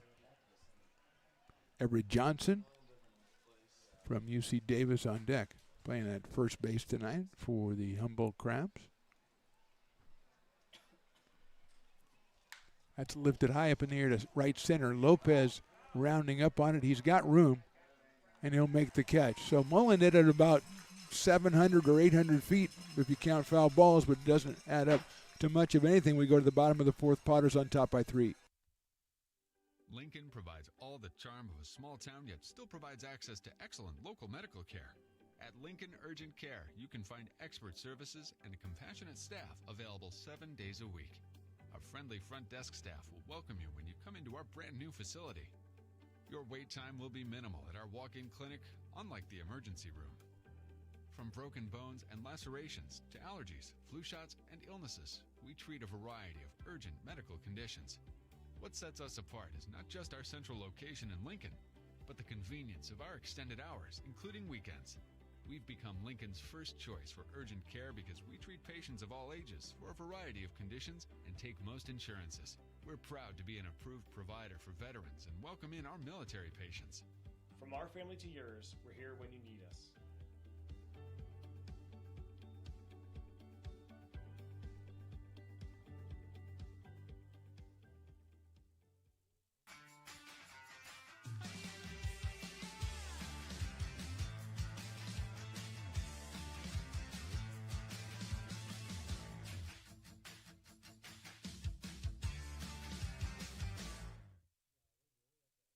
Fans want to keep restoring and renovating historic McBean Stadium? Now you can become a member of Friends of McBean. Annual membership start at $50. Become a member now at friendsofmcbean.org. This job is the Esplanade at Turkey Creek phases 4 and 5. Our scope of work for this project is full scope, so we've got all the underground, all the joint trench, and all the top side included with it. We're putting in sewer pipe, manholes. We're not doing services yet. We go through and do all the main line, and then we come back and do all the services after that. I would say this project right here, the one we're working on, is probably about a 2-month project. It's very costly to the developer, so beating the schedule is very important, more important than most projects. It's got a lot of groundwater, so we've got an extensive groundwater pump system in place. It's just cool to be a part of the built environment and know that for the next 100 years that people are going to use and enjoy what we've created here today.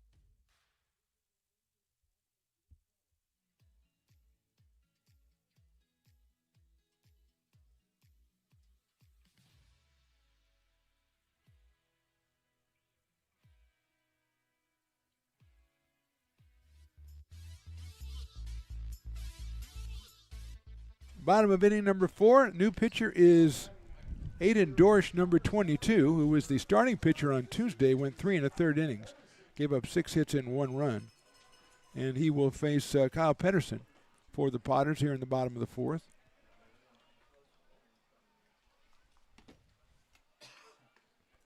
It's in there for a strike. So Standish went 3 innings, gave up 7 hits, 3 runs, all of them earned. Struck out 4. Did not walk anybody. And Aiden Dorsch is in.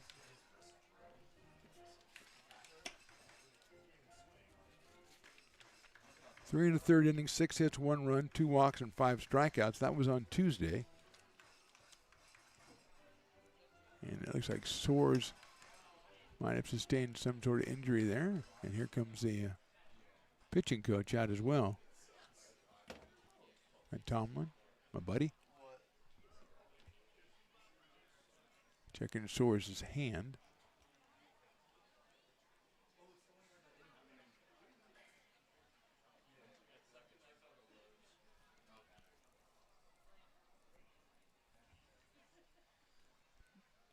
So we'll take a couple of pitches. He seems like he's going to be fine. You know, it's easy for me to say. Pedersen followed by Carson Moore, then Jordy Lopez, the top of the order for the Potters here in the 4th. They have the 3-0 lead, but as we saw by the foul ball from Jamie Mullen in the top of the inning, Crabs have some pop in the bat, so you cannot. 3 is by no means enough for your Lincoln Potters. They're trying to grab the 3rd game of this series and take the opening series 2-1, and Soares is okay.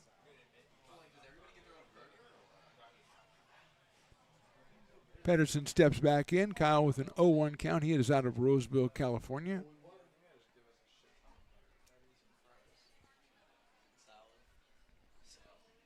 Dorsch is from Youngstown State University. They are the Penguins. Swing and a miss at 91 from Aiden.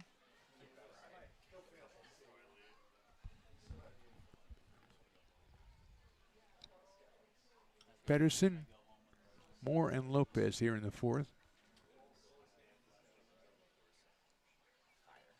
And it is ball 1, 1, and 2. Potter's upcoming schedule, we've got tomorrow is off. Then the Giants are in on Saturday and Sunday. The Marysville Giants, new members of the PEL.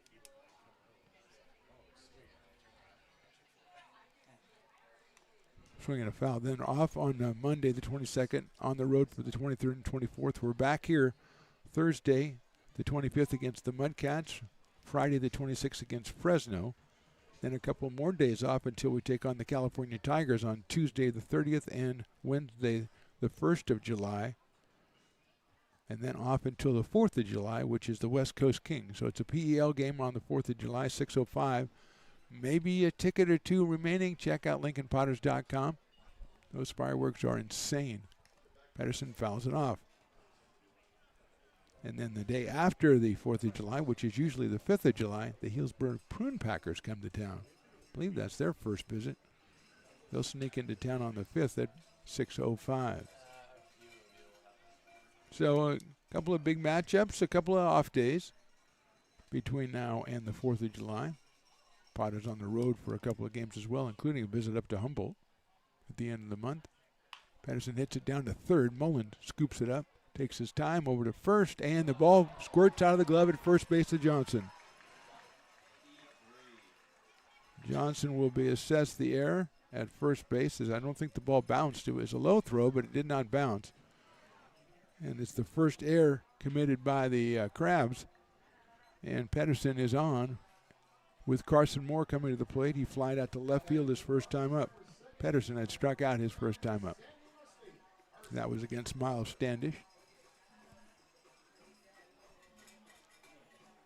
Mullen going to come in at third a little bit with Moore at the plate. Lopez on deck has doubled and singled so far after getting 2 hits last night as well.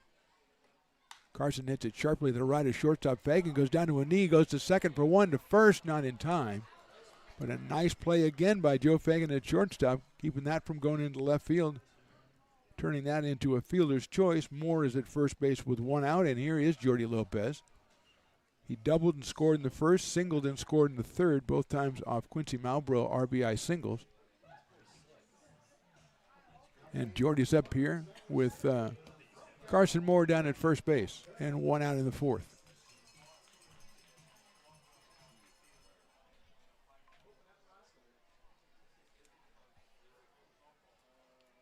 It goes back to the backstop. Chasing it down is Soares, but getting to second base is Moore. That'll be a wild pitch, and it moves Carson up 90 feet. 1 ball and no strikes on Jordy out of Elk Grove, California.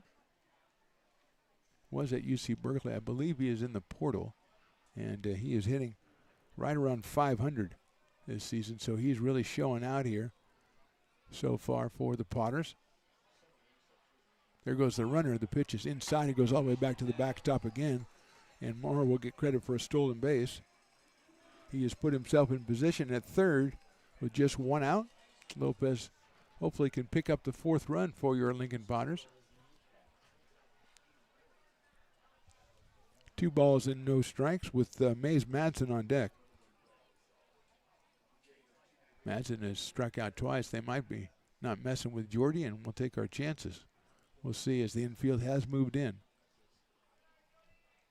2-0 pitch. Outside 3-0.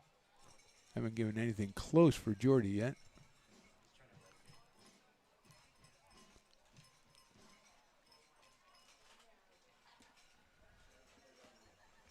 Green lights in the summertime, 3-0 pitch, and it is strike one. That was, I think, a self-imposed take by Jordy Lopez. George delivered it across at 87 miles an hour, so he took an MPH or two off. 3-1 coming up. That's ball 4. I just don't know if he's that upset about that, as he's got Madsen, who has struck out twice, and he's got the double play in order now. It's interesting to see if the Potters do with Lopez at first base. Madsen struck out twice against Standish. That was a left-hander on left-hander matchup, and he's got the right-hander Aiden Dorsch out there now. Mays has 4 RBI on the summer. Potters threatening here, first and third, and now we're going to get a pitching coach visit for Aiden Dorsch out there on the mound. We'll go back and look at the Potters, who scored 1 time in the first and 2 times in the third. And they are threatening here with Carson Moore at third and Jordy Lopez, who's been on base all 3 times now, over at first. I haven't seen a lot of people with the dollar beers coming by, Luke. I think everybody's, oh, there's a bunch down. Okay, here we go. Those don't look like dollar beers down there. Oh, really? Oh, I see. Okay. Limited time offer, huh? LTO. I like that. I like that. Make it exclusive. I like that. So I like what we did. We changed the game time on people so they didn't know when the game started. Then we go, that's good stuff. The evil geniuses up in PR really coming through today. Conversation over, and Mays Madsen getting ready to come up to the plate as we have a conversation between Lopez, the first base coach, and the umpire, and we seem to have settled that one. Perfect night for baseball out here. Little breeze, but not unpleasant at all. Here's Madsen. Mullen creeping in at third. There goes Lopez. They're going to throw through, and here comes the guy from third. The throw to the plate will be in time. Did the tag get replied? No, he didn't. Around the tag was Carson Moore, and Soares doesn't agree. Look at Lopez. In the confusion, in the disagreement, he sneaks out there, and Giacomini is going to come out, and I think he might be of a mind to be ejected from this game, I think. The umpire was, I couldn't tell from here, the umpire was standing there looking right at it. And Carson Moore, what a brilliant steal there.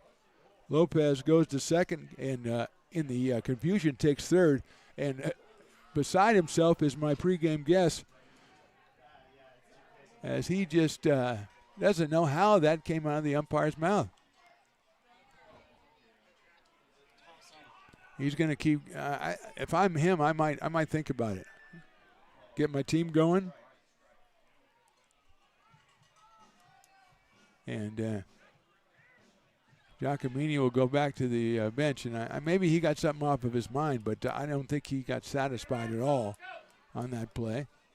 As the Potters, they handled it perfectly. The shortstop, Hagan, came in and gunned it to the plate. The ball was here before Carson Moore, and Carson showed a little bit of spatial awareness there as he snuck around and got safe. And then Lopez, following in the confusion, makes it all the way to third. So the infield has to stay in. Unearned run, that will be counted as. Madsen hits it sharply past the shortstop into left center field, a base hit. Mays comes through with an RBI single, and the Potters have grabbed a 5-0 lead.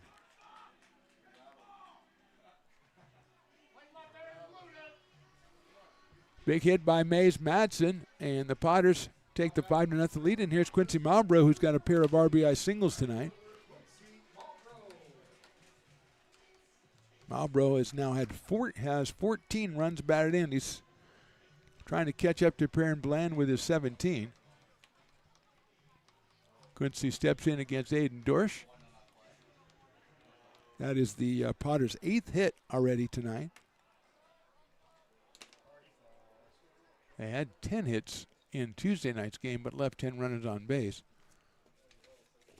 Last night, a 12-4 win, they came out with 13 hits.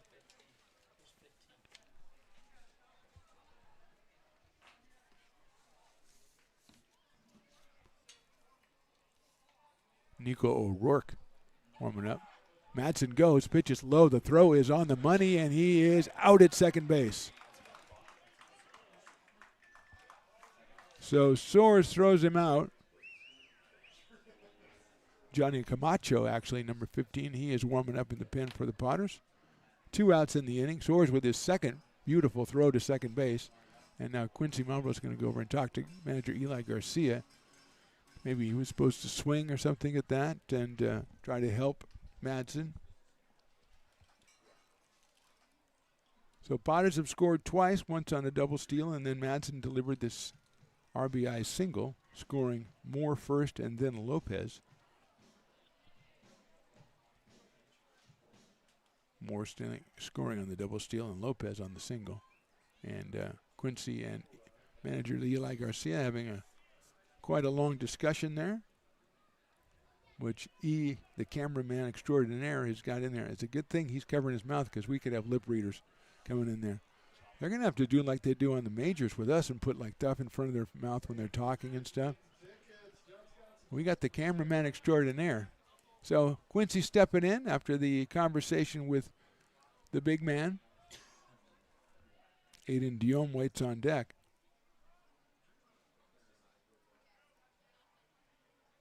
That's outside, back to the backstop, 2-0.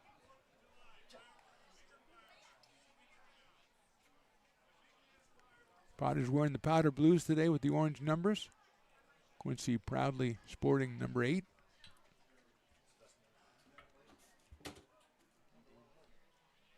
Two balls and no strikes.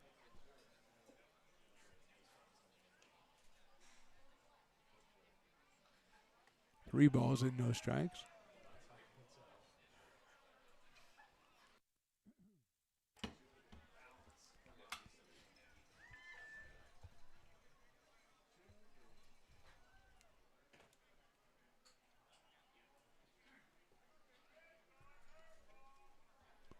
Three 3-0 now on Quincy Malbrough.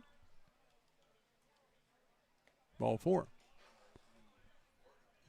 So 2 hits and a walk for Quincy, and Aiden Diome, who has a ground out and a double, will be the hitter as the Crabs hastily getting a left-hander up. Looks a lot like Dugan that we saw yesterday.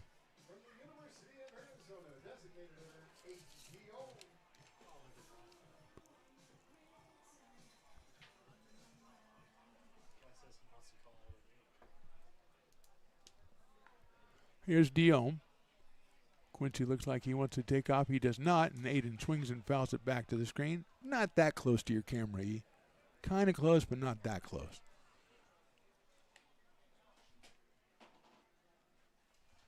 Oh and 1 on Aiden out of Roseville, California. Perrin Bland is next.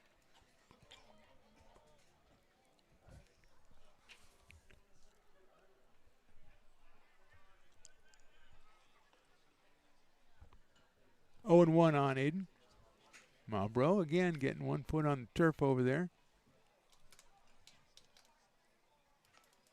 There he goes. It's outside. Soares throws a little bit on the shortstop side, and he is safe. Just a touch on the shortstop side. So Lucas tells me there's a Jimmy. What's Jimmy talking about from Meridian? Wants me to call every game.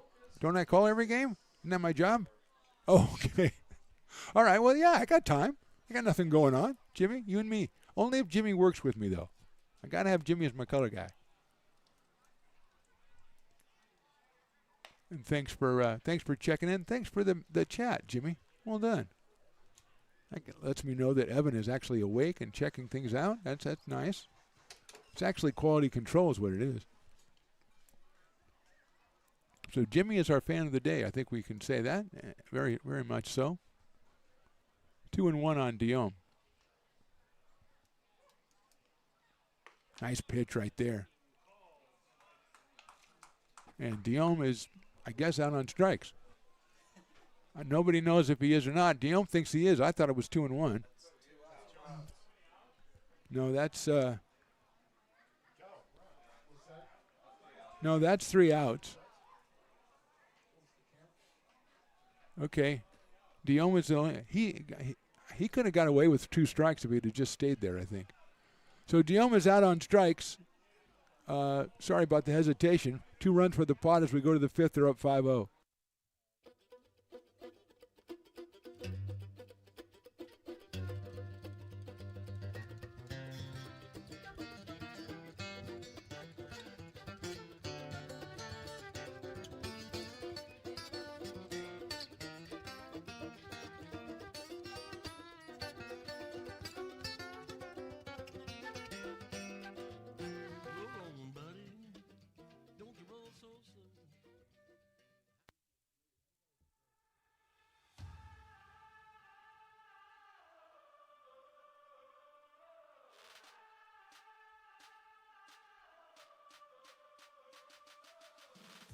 You are laborers rising.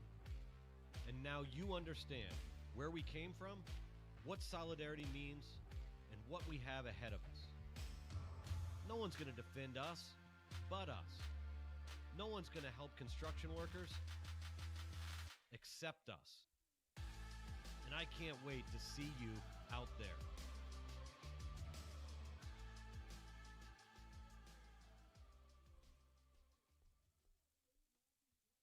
Hey, baseball fans, you may have noticed our scoreboard goes out from time to time. You can help us get a new one. Give $20 and get a chance at winning 2 tickets to some of the region's biggest events, like the Outlaw Festival with Willie Nelson, Bob Dylan, and John Mellencamp, a Sacramento Kings game, or Ringling Brothers Circus. All proceeds benefit the Big Swing Capital Campaign. You can buy now at friendsofmcbean.org. Hey everyone, this is Alex with the Downtown Lincoln Association. We're super excited to kick off Lincoln Loves Local, a new campaign designed to spotlight amazing businesses that make Lincoln so unique. We partnered with Dalila from UN Social Agency to create short, high-quality videos that help boost your visibility and reach right here in the Lincoln community. Each video will be shared on DLA. Top of the 5th inning, Potters up 5-0. Johnny Camacho is our new pitcher out of Stockton, California, and Cal State Northridge, or he's headed to Cal State Northridge. He will face Everett Johnson, Jaden Shabry, and Joe Fagan. And Johnson, being the first batter in the Farmers' 5th inning, if he makes an out in any way, shape, or form, it's half off Farmers. We know that, Luke. We say that every time that he's a former Potter. Evan, was he a former Potter? Thank you for your contribution, Evan. That was well done.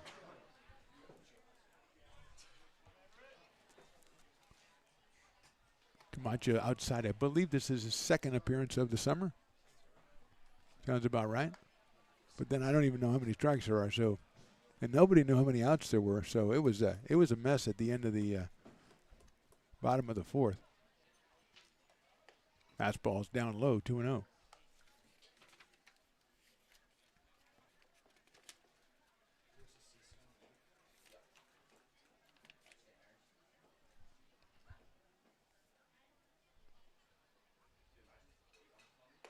There's a strike. Back on June 11th, 1 inning, 2 runs, 3 walks, and a strikeout, but no hits allowed for Camacho. Swing and a miss. 92 from the right-hander. 2 balls and 2 strikes. Jaden Shabry is next.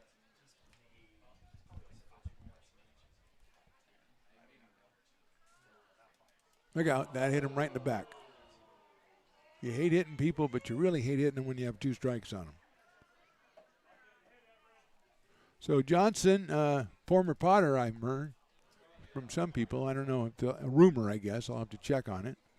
Is at first base, and Jaden Shabry, the second baseman, will be next. He grounded out to short his first time. Drew Brown went 4 innings, gave up 4 hits, no runs, didn't walk anybody, and struck out 2. So good job of control. Jaden Shabry is not a former Potter. But the guy in first base, Everett Johnson, he is. Okay? So Brown, 4 innings and 4 hits, 2 strikeouts. Didn't walk anybody, and the team played really good defense behind him as well.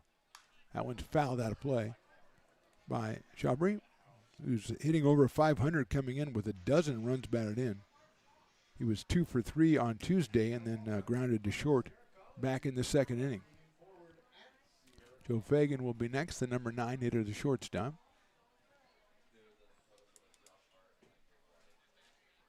Ground ball to second base. Moore has it. He's going to go to second for 1. Now Bland can't handle the throw, and everybody is safe. Trying to move fast so he could get the double play. Now the umpire called him out at second base. Well, that will be overturned. If he doesn't overturn it, then that umpire, or that coach is gone. He's going to shoot off to the moon. So he's going to go over and talk to the other umpire, and this is a case where the other umpire will say, no, he didn't have it enough, he didn't have it long enough, and he's safe. I think the Potters really trying to turn that one quickly. We're going to have to turn it quickly because Chabry was getting down the line to first and just didn't make the play at second base. That's the one thing that they can't do in games like this. And he is safe at second base.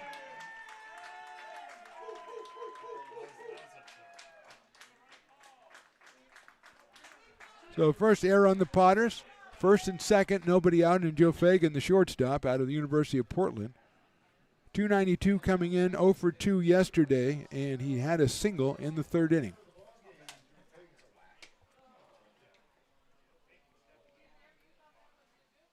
He shows bunt, and he spins away from an inside fastball at 91. 1-0. Top of the order, that is Tyler Howard on deck.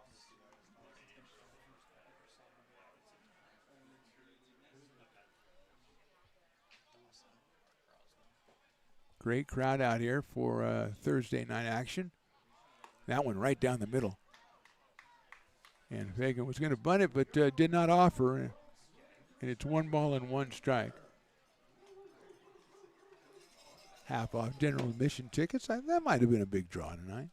Also a really good ball game between two good ball clubs. Swing and a miss. That fastball was impressive at 91. Alex Krosno warming up in the pen. We saw him last night. He was very impressive. He was one of a quartet of Potters relievers last night. Coxon, Krosno, Vargas, and Madsen, who were just lights out. Fouled out of play. 7 innings and 2 hits of relief with 7 strikeouts. I would have given him all player of the game, but you can't really break it up that way. 1-2. Nobody out here in the 5th. Still early in the ball game. Swings and fouls it off. Give Fagan credit. Macho's pumping him in at 93 on that one, and Joe fouls it off and stays alive.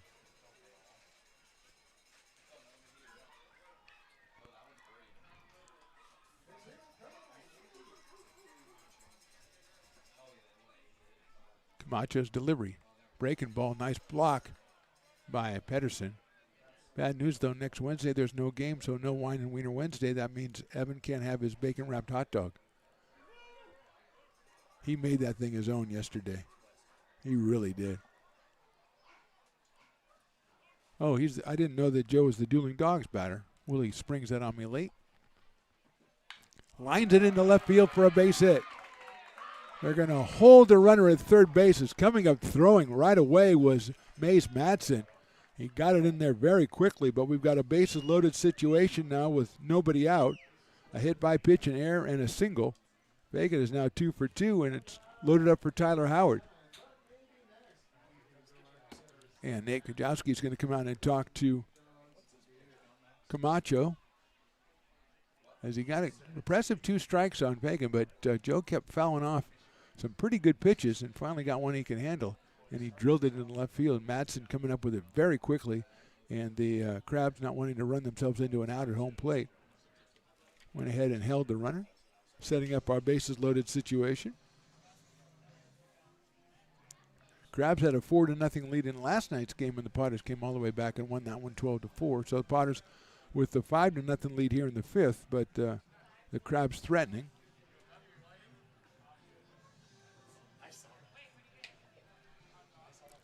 Meeting is over. Probably also talking about what they want to do. Obviously, in the infield, you're playing for the double play up the middle. Hard shot to the corners. We're going to come home with it. Howard is grounded to short and headed to a 5-4-3 double play, but he does have 3 runs batted in this series. Check swing, and it's outside. Potter's getting, well, they had Krosno up already, so he continues to loosen in the pen. Nice pitch right there. 92 from Camacho. Out of Stockton, California. And headed off to Cal State Northridge, the Matadors. 1-1 to Howard. Ball 2.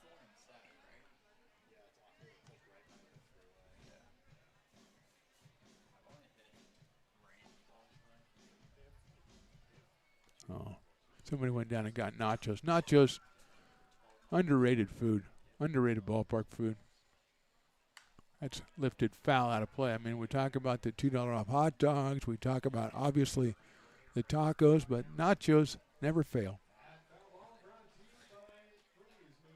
So we're all even at 2-2 here in the fifth. Potter's playing the outfield straightaway and medium deep. Howard lifts it to right side. Dobson going over there, and it will not be playable. It's by the Brick and Barrel Backyard Bar and Grill over there. So we'll do it again at 2 balls and 2 strikes. At third is Everett Johnson. At second is Jaden Shabry. And at first, Joe Fagan.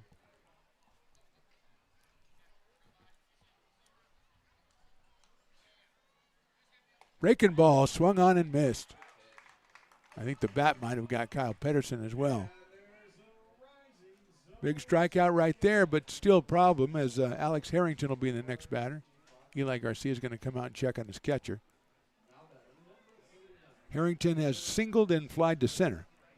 Those were both against Drew Brown, who went the first 4 and has been relieved by Johnny Camacho.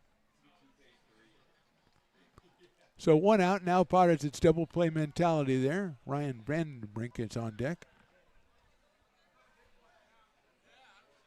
Did you see the number on that kid's jersey? Yep.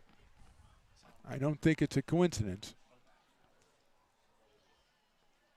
Inside corner, call strike. I don't think all of a sudden he wants to rep an offensive lineman who would have that number. I don't think that's it. 0-1 on Harrington at Stanford University. Out in left field today for the Humboldt Crabs. Look out, that's inside. Camacho has hit a batter in this inning. The Potters have made an error behind him and a solid single by Fagan. That's what loaded the bases. A strikeout of Howard, and now it's 1-1 on Harrington.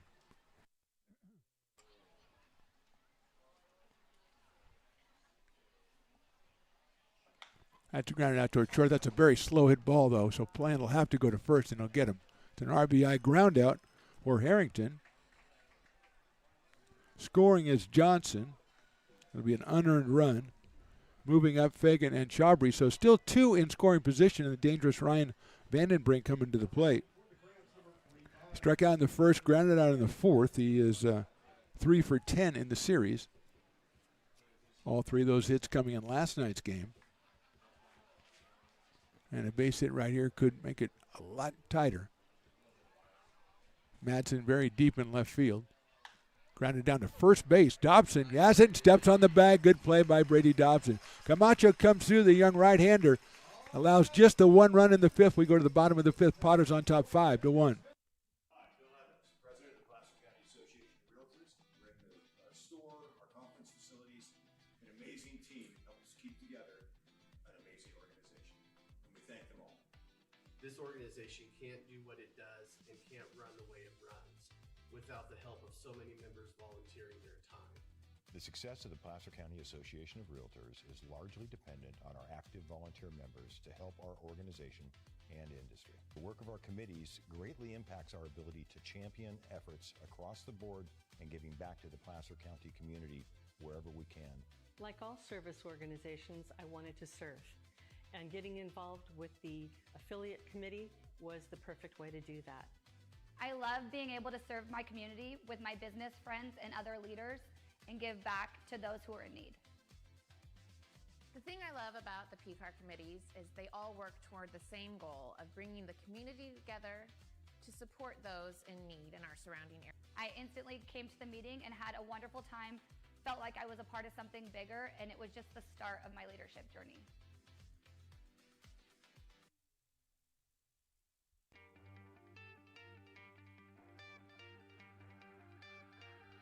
Gooseport Public House. We have sports on 10 big screen TVs, 23 beer taps with classics and crafts, a full bar with creative craft mixed drinks, live music, and most importantly, great fresh food. In downtown Roseville off Vernon Street, only 15 minutes from the ballpark. See ya at Gooseport.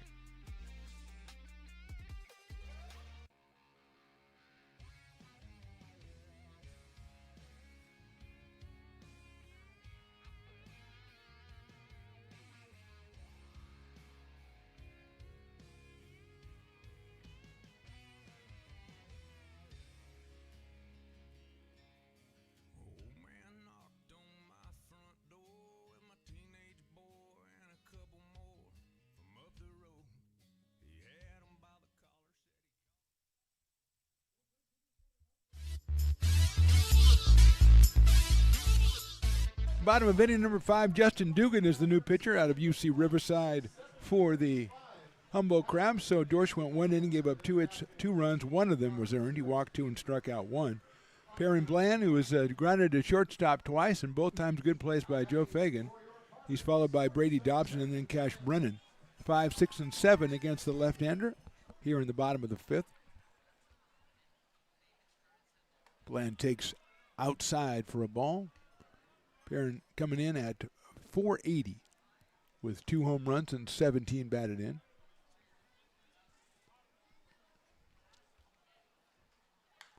Lifts that one foul to the right side, 1-1. Mayer came in a little while ago. His dad, the mayor of Meridian, Mississippi, came in just to say hello. Jordan Georgeson, well, I don't even want to talk about it. That's lifted foul again. Giving chase over there is Johnson, but he'll not be able to get to it. So 1 ball and 2 strikes on P. Bland.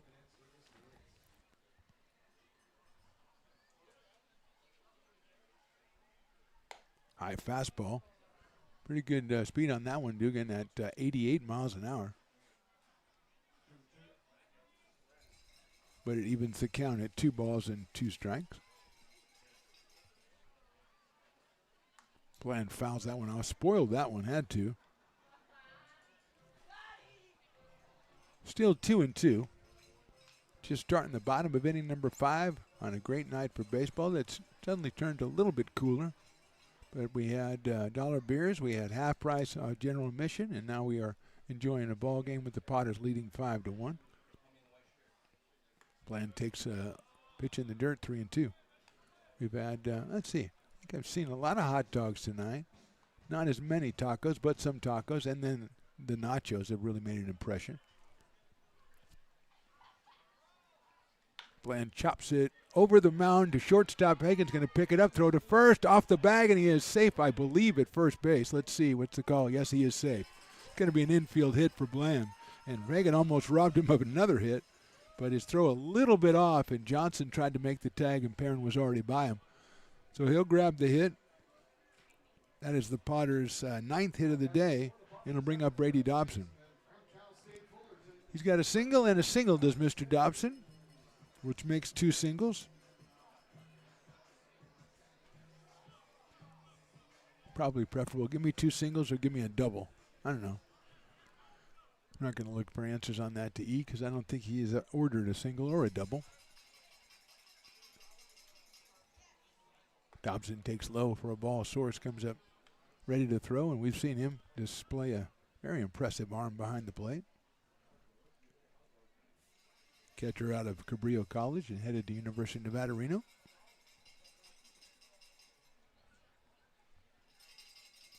Bland off at first. He goes. Outside, he'll get by the catcher. And Bland is safe at second base with a stolen base. Pretty good pitch to go on, too. Even before it went back to the backstop, it was a low pitch to the outside corner, so it was going to be a tough play for Soares. Potters will be visiting the Crabs and returning the hospitality they're showing them this week. That'll be on the 27th and 28th, a Saturday and Sunday. Might want to think about making the trip up the coast to support our Potters, although Dobson rips it down the first base line. What a play by Everett Johnson, who some say is a former Potter. Just a great play at first base to rob Dobson of at least a double. Moving to third is Bland. And with 1 out, it'll be Cash Brennan.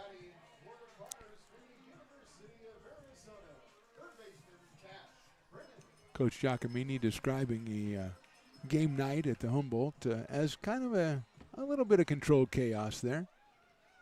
Very committed fans. Very committed to having a good time, fans. Brennan check swing. It's a ball. Cash is struck out and grounded to third. So he is 0 for 2. He's got Bland 90 feet away with a big run, which would answer the one that the Crabs put on the board in the top of this inning.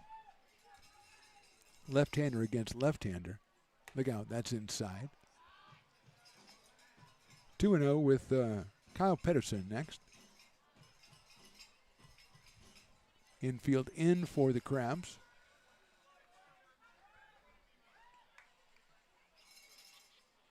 Brennan takes the strike. 2-1. 86 from Dugan right down the middle. 2 balls and 1 strike. Piper the Peacock kind of keeping a little low key today. You know, not a big crowd. He has his dance party coming up pretty soon, so he's kind of conserving energy. 2-1 pitch. Line drive, base hit, left center field. Brennan delivers the RBI single. The Potters are back up by 5 at 6-1. Big hit by Cash Brennan right there. Second hit of the inning and 6th run of the game for the Potters. They've got RBIs from Madsen. They've got 2 from Malbro. They got 1 from Diome and now 1 from Brennan. So they're spreading it around, and here's Kyle Pedersen. Out of UC Davis, he has struck out and reached on an error. So 0 for 2 for Kyle today. He's followed by Carson Moore in the number 9 spot.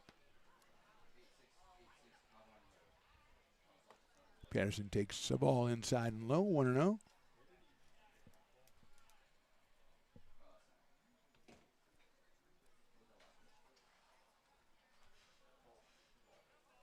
Nobody warming up. We got a pitcher stretching out for the Crabs. That's a nice pitch in there for a strike.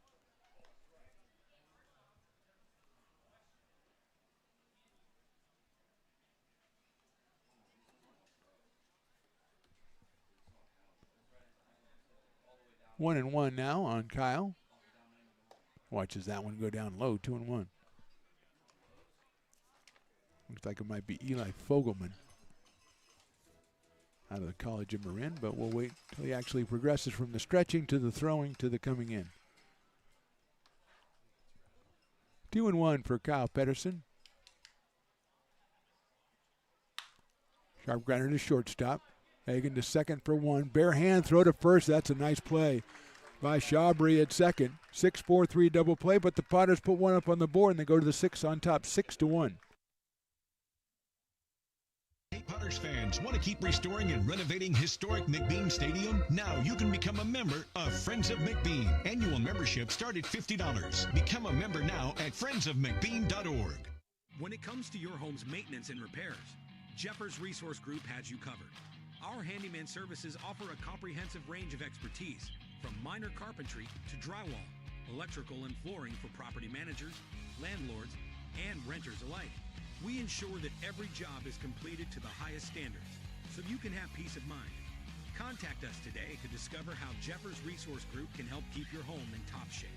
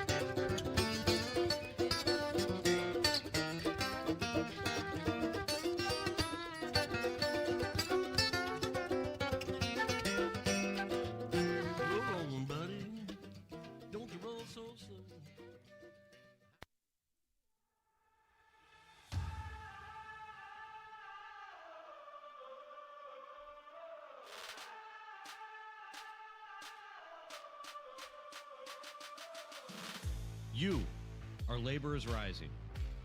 And now you understand where we came from, what solidarity means, and what we have ahead of us.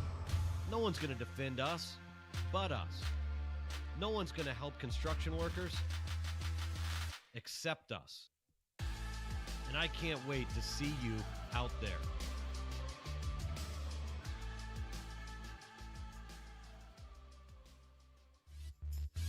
Top of inning number 6. Potters on top 6-1. It's Dawson Raddick out of Gretna, Nebraska, coming on for the Potters. The third pitcher for Lincoln tonight. He'll face Adam Enyard, then Commander Soares, and Jamie Mullen. Enyard fouls it off. So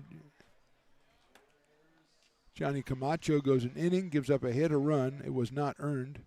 He walked or hit one and struck out one. And now Raddick, after Drew Brown went the first 4 innings. Dawson, there's a ground ball out towards shortstop. Tough play by Bland on a hop to first, and they got him. Bland had to make the play. He had to avoid the third baseman, Brennan, and make the throw on a hop, and Brady Dobson does a great job around first base, handling all kinds of throws. Handled that one, and Enyard is retired. Commander Soares, the hitter. He is grounded to short and singled. He is the catcher out of Cabrillo College for the Humboldt Crabs, and he is up now with 1 out in the 6th.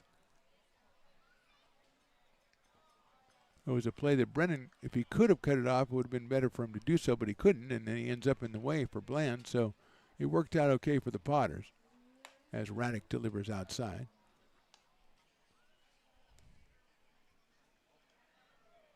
Dawson from Reinhardt College, or Reinhardt University. I believe they're the Eagles. It's a safe bet if you don't know to say they're the Eagles. That's fouled out of play by Soares. 1-1. Cabana headed toward University of Nevada, Reno in the fall.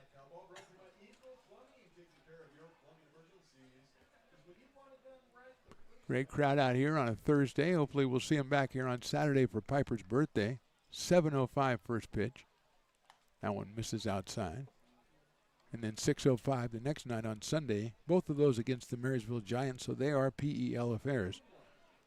As the Potters, as Jordan was talking about, it's important to get these early games, get off to a good start.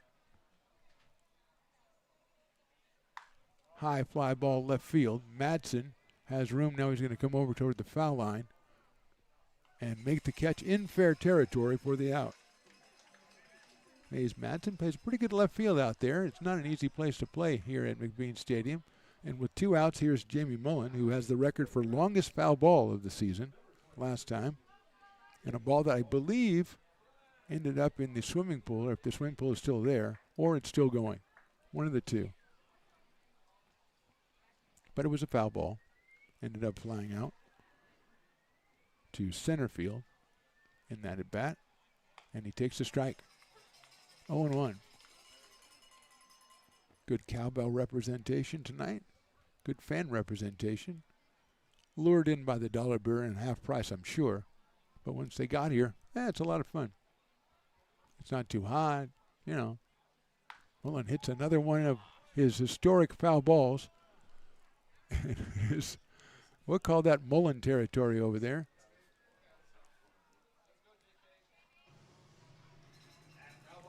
Jamie out of Sacramento State University, the Hornets.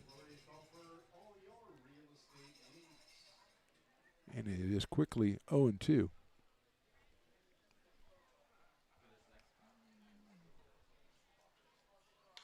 That's lifted up in the infield.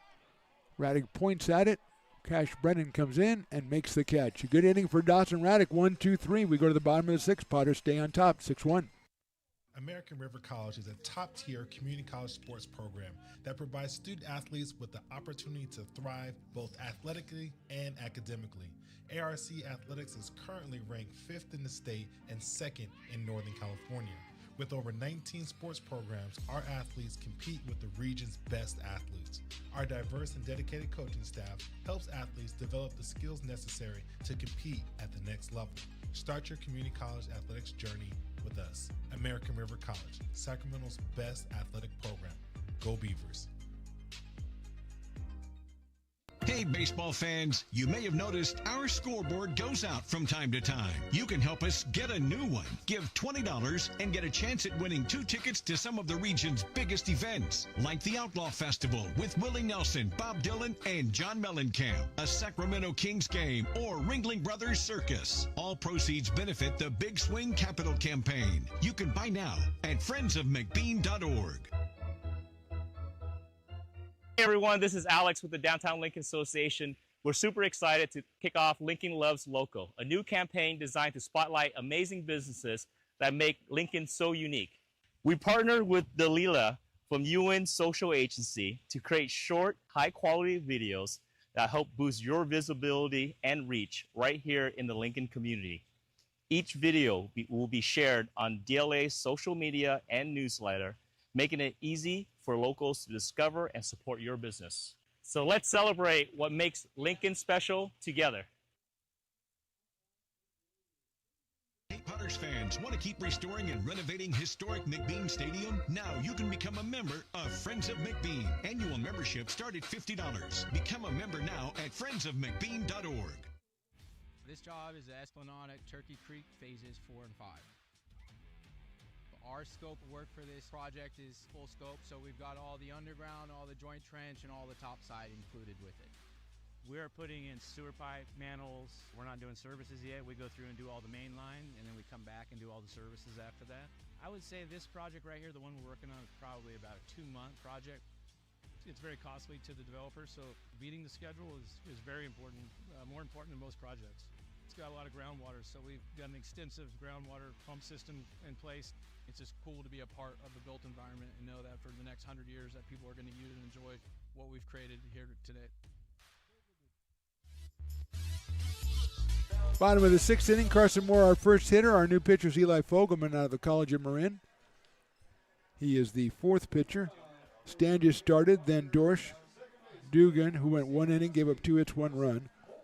And now Fogelman, a right-hander, against the left-hander Carson Moore, who's flied to left and hit it to a fielder's choice. Lines it right back up the middle on 1 hop. Hagan has it and throws him out. Hit well, but right at the shortstop. And with 1 out, that'll go top of the order, and Jordy Lopez, last night's player of the game, is doing pretty well tonight. A double, a single, and a walk, and he scored 3 times. So he's up here for his 4th time. Trying to keep that on-base streak going. Out of Elk Grove, California. Batting at .488 when he came in. Might be right up over 500 now. That's lifted high up in the air. Will it stay in play? I don't think so. Fogelman has the traditional 3/4 delivery, maybe a little bit lower than that. And he is ahead in the count 0-1 out of the College of Marin.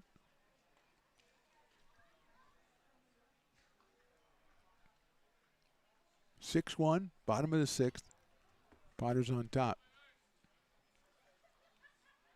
That one's outside for a ball.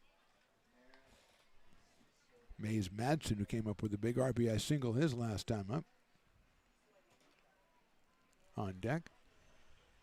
1 out here in the 6th with the ground out from Carson Moore.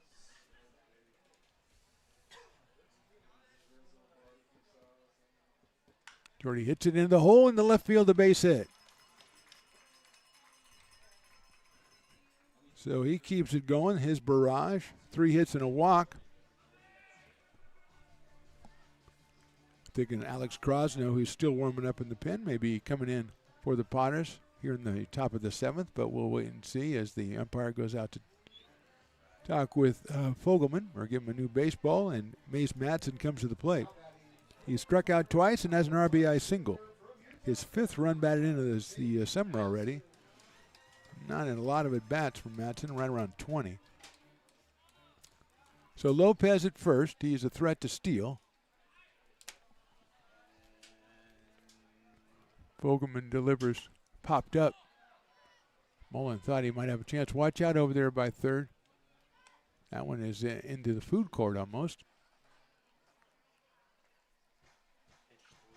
0-1.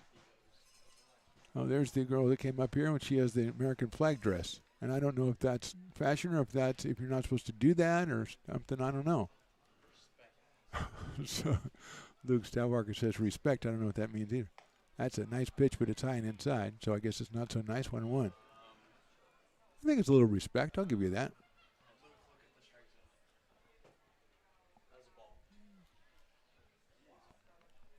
One ball and one strike. That is inside again. 2-1. Cabana soars behind the plate. Mullen down at third, Fagan at short. Chabry at second, and over at first tonight is Everett Johnson. 2-1 to Mays. Look out. That's inside, 3-1. Outfield, Harrington, Howard, and Enyart for the Humboldt Crabs, who won Tuesday night's affair 3-2. Potters won last night 12-4. And they lead tonight 6-1. 3-1 pitch. There goes the runner. It's grounded foul down the first base line. The first base coach with a nifty little snag.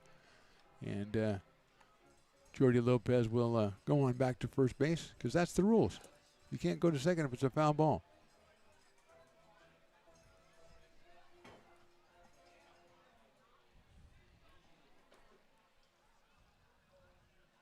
Kind of like these Thursday nights. Thirsty Thursday, we give a little bit of frugal, give a little break on the tickets. Throw a little drink special up there, throw a nice ball game out here. Weather, pretty good, Certainly could be worse. It's a good move. We got another one coming up next Thursday against the Solano Mudcats. I don't know what kind of specials we've got there, but I'll talk to the people up on the top floor and see what I can do. Full count coming up. Inside, ball 4. So Madsen reaches for the second straight time, this time via the walk with 1 out. There are now 2 on, and here's Quincy Malbrough, who has a couple RBI singles and a walk. Looks like we got the birthday boy Ryan Jackson coming out in the on-deck circle to bat for Aiden Diome. So Diome went 1 for 3 with an RBI. And he will be replaced. All indications as Ryan Jackson. So here's Quincy with 1 out. He takes outside, and that's off the glove back to the screen, and both runners will advance on the wild pitch. And that gives Quincy the chance to pick up 2 more runs batted in. He's got 2 already. And he's got now 14 on the season, just 3 behind Perrin Bland for the team lead.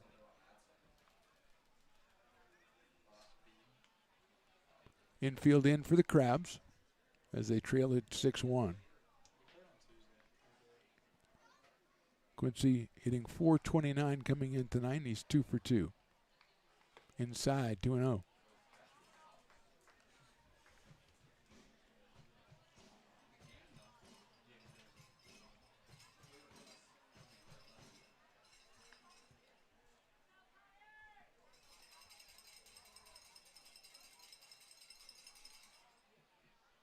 Malbrough takes a strike.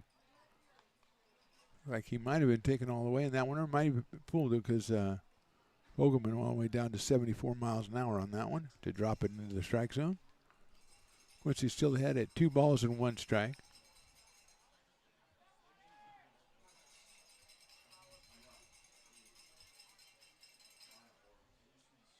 Hits it high in the air to center field, not that deep, well, medium deep. That's Howard out there, makes the catch. The tag is made. Here comes Lopez. Cuts the throw off, throw to third. Into a rundown is Madsen very smartly as the run scores for Lopez, and Madsen will be tagged out. So Lopez scores on the sacrifice fly. Madsen is tagged out in the rundown. Potter score a run here in the 6th. We go to the 7th. They're on top 7-1. Hey, Potters fans, want to keep restoring and renovating historic McBean Stadium? Now you can become a member of Friends of McBean. Annual membership start at $50. Become a member now at friendsofmcbean.org. When it comes to your home's maintenance and repairs, Jeffers Resource Group has you covered. Our handyman services offer a comprehensive range of expertise, from minor carpentry to drywall, electrical and flooring for property managers, landlords, and renters alike. We ensure that every job is completed to the highest standards, so you can have peace of mind. Contact us today to discover how Jeffers Resource Group can help keep your home in top shape.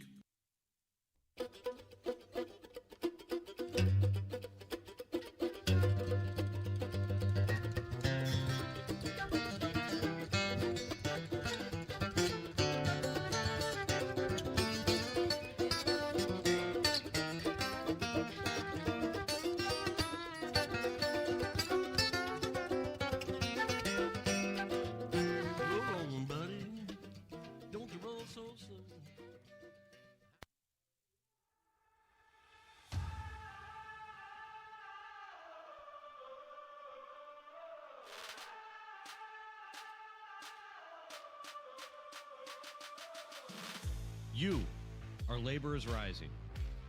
And now you understand where we came from, what solidarity means, and what we have ahead of us. No one's going to defend us but us. No one's going to help construction workers. Top of inning number 7, Potters on top 7-1. Mark the Phantom low along with E, the engineer Evan, and Alex Krosno comes in and hits the first batter, Everett Johnson. Second time in a row, Everett's been hit by a pitch. Leading off an inning back in the 5th, he did the same thing. This time, not quite as glancing a blow as Krosno's fastball at 89 ran in on Everett. And Jaden Shabry will be the hitter. It's grounded out and reached on an error for Shabry out of Delta College. Krosno went 2 innings last night, gave up a hit, and had a strikeout, no runs allowed. Outside for a ball. He was part of that quartet of relievers that went 7 innings and gave up 2 hits and struck out 7. Coxon, Krosno, Vargas, and Matson. So quickly 1-0 here. And it's 2-0. Joe Fagan, the shortstop, on deck. The number 9 hitter.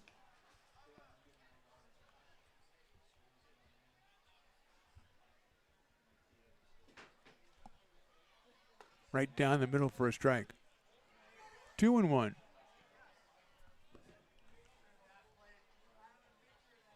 Crabs scored their only run back in the 5th inning. Potters had 1 in the 1st, 2 in the 3rd and 4th, and then 1 in the 5th and 6th. There goes the runner. It's a chopper. It's going to be a tough play by Bland. He's trying to barehand it and won't be able to make the play. It's an infield single. And with a hit batter and infield single, runners at 1st and 2nd with nobody out here in the 7th. And it'll bring up Joe Fagan, who is singled and singled. Shortstop out of University of Portland is 2 for 2, 2 for 4 in the series. He is the GOAT batter, or Dueling Dogs batter, which makes Dueling Dogs 50% off if he strikes out. But the Potters really more interested in getting outs right now here in the 7th inning. By any way they can. Fagan takes high. 90 miles an hour from Krosno. Bland had to try to barehand that one. That was the only chance he had. And even if he had done that, I don't know that he's getting Shabry at first base.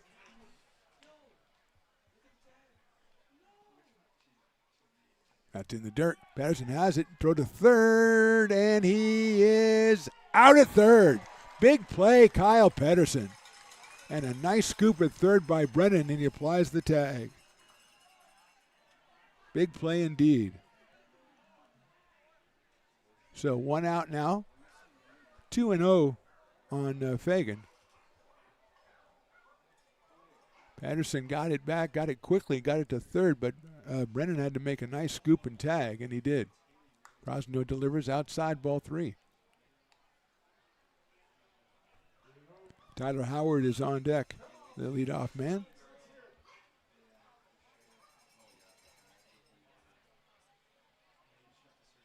There's a strike. Got to admire the fans that come out and go, you know something, it's the 7th inning, I could use a couple of dogs.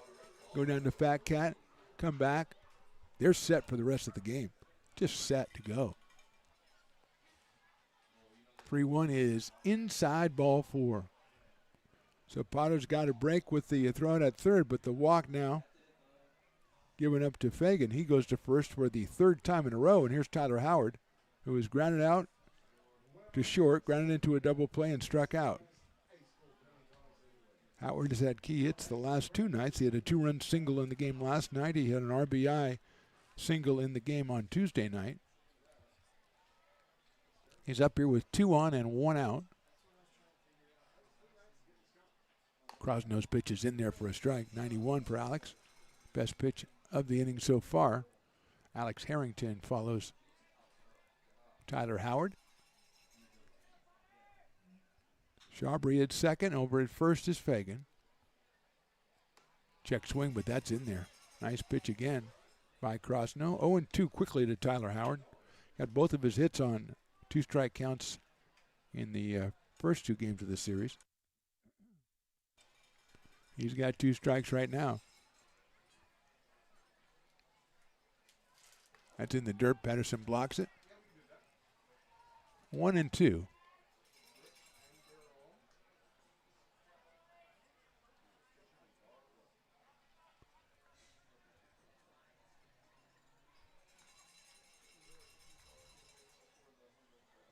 I think we might have a pinch hitter on deck. That one just a little bit too high. I think that's Liam Forsyth in the on-deck circle. Oh, no, that's not. Okay, it's Harrington. 2 balls, 2 strikes.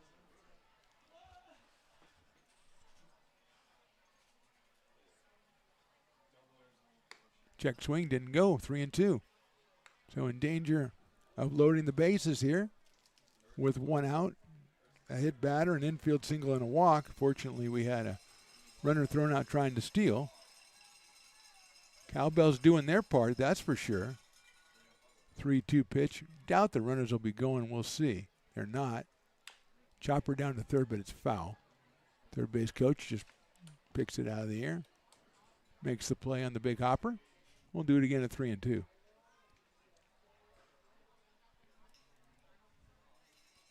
Brown started for the Padres, and Camacho in an inning, Raddick went an inning, and now Alex Crosno. Don't see if there's anybody warming up down there right now. We'll do a 3-2 pitch again, and it's ball 4.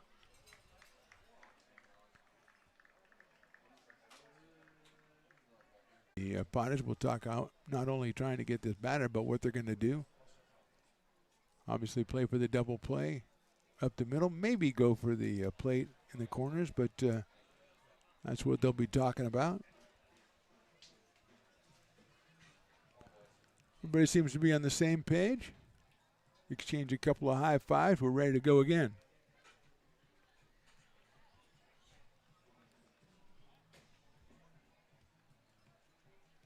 Just remember, we're going to be having our 50-50 draw coming up pretty quick. Get your tickets ready, folks. Now batting at 39, let's go to another turn. So here's Harrington, going to Stanford University, which is pretty cool. And he takes the ball, 1-0.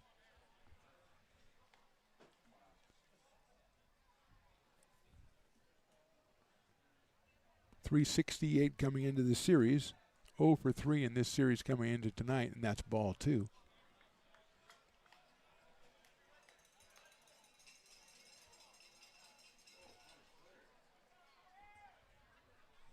Two balls, no strikes, 1 out here in the inning. And that's ball 3. Kind of overthrew on that one.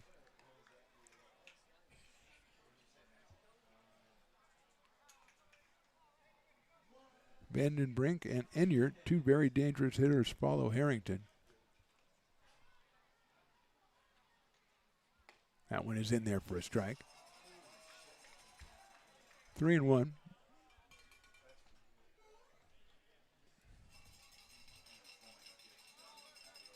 Potters Hurley getting someone up to loosen up. And it's ball 4.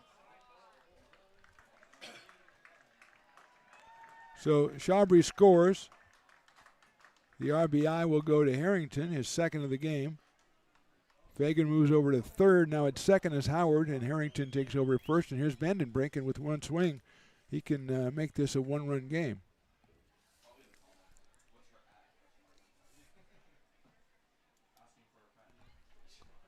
Jacob Gergen in the pen, number 30. Vandenbrink takes a strike. He struck out, grounded to the third, and grounded to first.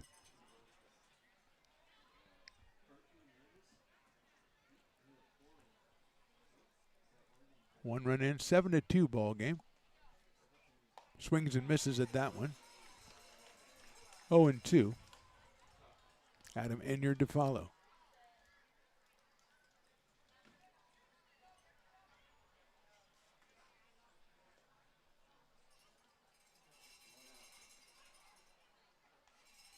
Fouls that one back to the screen, an outside fastball at 89. So Vandenbrink stays alive. Ryan out of Oregon State University. 3 for 11 in the series. All three of those hits came in last night's game where he was 3 for 5 and drove in a run.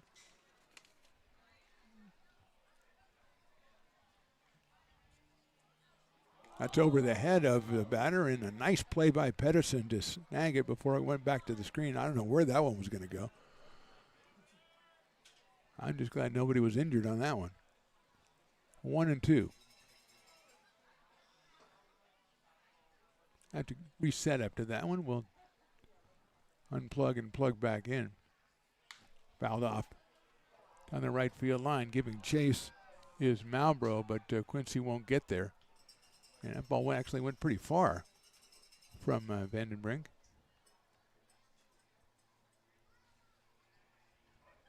And he'll come all the way back and do it again. 1 ball and 2 strikes.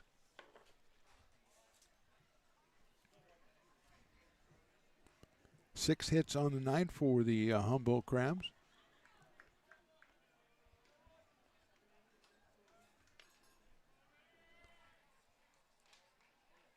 And 1 ball and 2 strikes on Vandenbrink. Fastball misses outside, 2-2.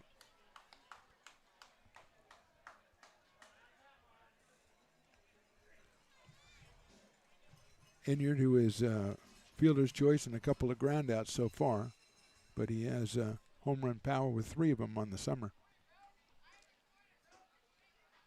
Swing and a miss. Big strikeout right there. But just 2 outs for the Potters, and here is Adam Enyart out of Bakersfield and Sacramento State University. Got the save in the game on Tuesday night, did Adam Enyart. Gave up a hit, got a strikeout. Cash Brennan lined out to end that game. Lined it out to first. Jason Areola, the first baseman in Tuesday's game. But Enyart up here with a chance to make things very uncomfortable for the Potters. And he takes a ball. 1-0. He is followed by Cabana Soares. 1 ball, no strikes. 2 outs. A very nerve-wracking 7th inning for Potters fans. Crosno gets outside, 2-0.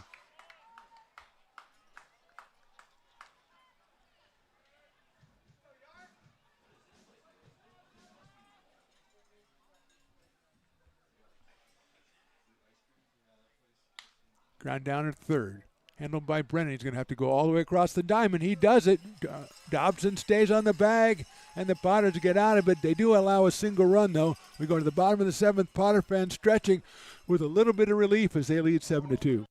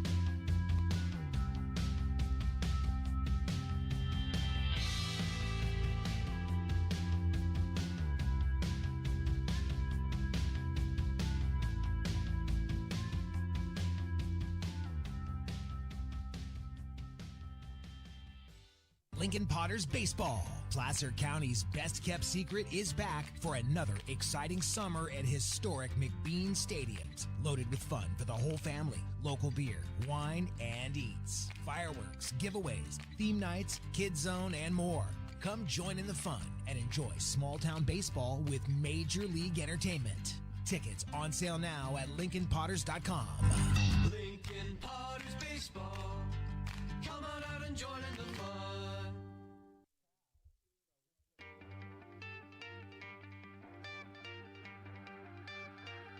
Gooseport Public House. We have sports on 10 big screen TVs, 23 beer taps with classics and crafts, a full bar with creative craft mixed drinks, live music, and most importantly, great fresh food. In downtown Roseville off Vernon Street, only 15 minutes from the ballpark. See ya at Gooseport.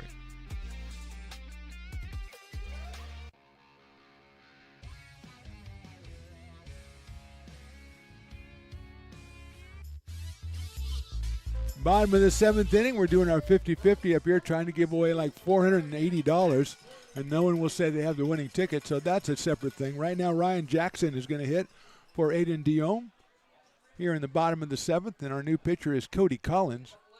He comes out of Sac State, or Sacramento State University, more accurately. Wearing number 9, and he'll face Mr. Jackson, and then Perrin Bland and Brady Dobson here in the seventh. Looks like we do get. There's our winner right there. Oh, somebody's offering to buy the ticket off her as she comes up. No, don't sell it. Keep it. Come on up, and she'll come to my window, and I'll get to take all her money.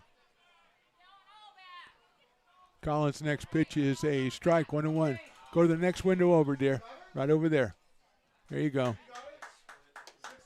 Yay, bravo. She's just throwing the ticket at her. That's okay. I'm tipping you $20. I'm giving you $20. Everybody gets $20. I'll take $20.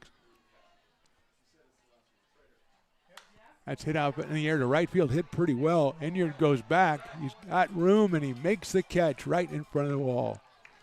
So Jackson, a home run on his birthday, would have got a player of the game as far as I'm concerned. But he is out, and Perrin Bland will be the hitter.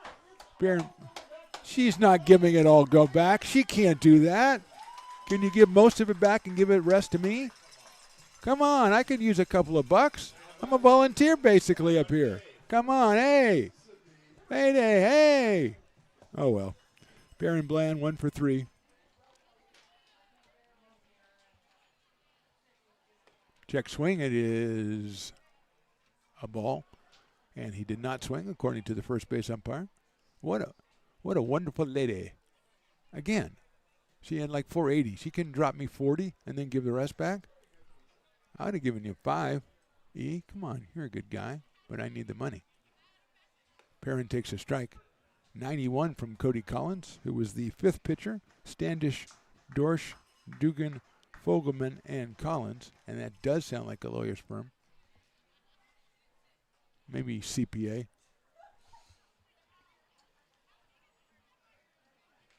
Bland fouls it off. 1 ball and 2 strikes on P. Bland out of Meridian, Mississippi.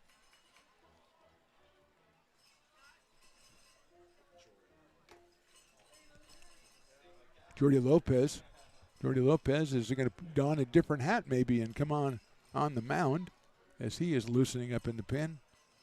He's also 3 for 3 with a walk. So he's going to try to do it all. That's fine. Why not? Bland takes call, strike 3.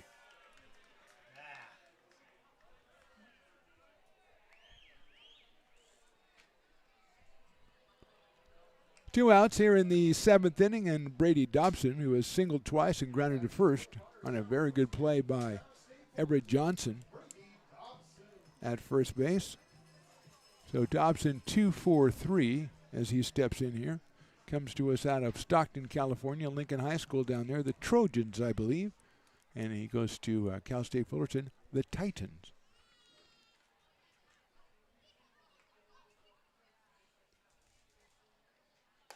Dobson takes a strike. 0-1.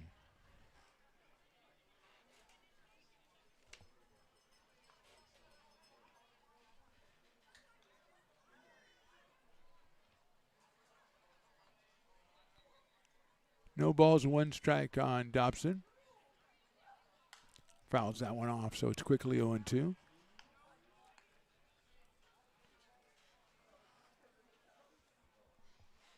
Crab's warming up one more right-hander down there, probably going to bring him on for the 8th inning. The Potters, as we said, with Jordy Lopez loosening up. The do-it-all guy.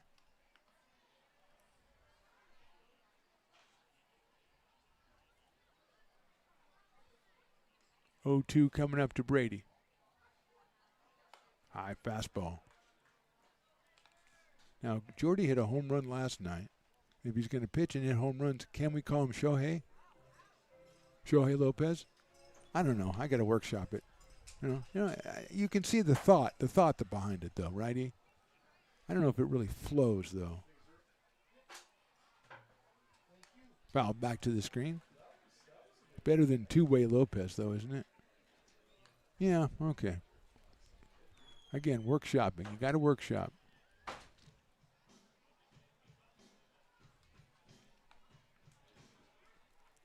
Still 0-2, are making 1-2 on Brady Dobson. Singled in the 2nd and the 3rd, then grounded out in the 5th. Did Mr. Dobson. Sails outside with that fastball from Collins. Evens it up at 2-2. Cash Brennan would be next if Brady can reach base. And if he doesn't, he'll be next inning probably.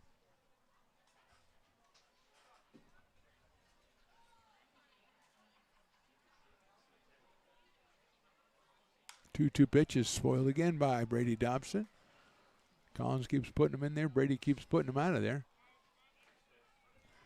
Came in at 346 on the year. He does have a home run. He had it on Tuesday night, as a matter of fact. Made a 3-1 game, 3-2. And he has driven in 7 runs. Outfield straight away and pretty deep for Brady.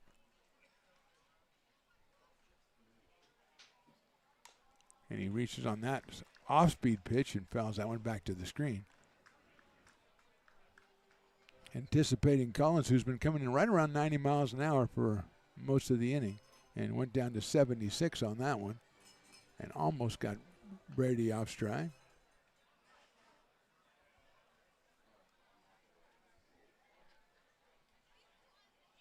That is outside high and just a problem right there, 3-2. There's 2 outs in the bottom of the 7th, so fans you can still get over to the Brick and Barrel Backyard Bar and Grill. Beer sales don't end until after the 7th inning. If you sneak over there now, that's a pro move right there. You're liable to get some discounted merchandise. I mean, what are you going to do with it, Curtis the beer man, he's making deals over there all the time. What a great guy he is. He was our guest a couple weeks ago on the People You Meet at McBean segment on a Sunday. And Brady fouls it off again. And he is a great guy, and I would since learned that he is a great bowler as well and has a 300 game, and he didn't even mention that. You don't normally just say to a person out of the blue, did you have 300 game? No, you don't. We should do a video series on his 300 game. Just have a frame every week, Our bowling podcast. lifted left side. That may stay in. No, it won't. Mullen chasing it over there.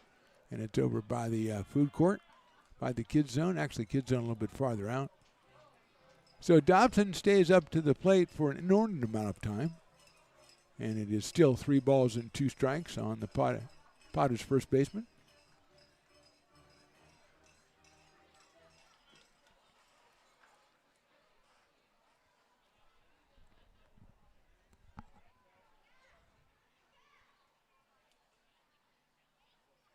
Line drive up the middle, a base hit.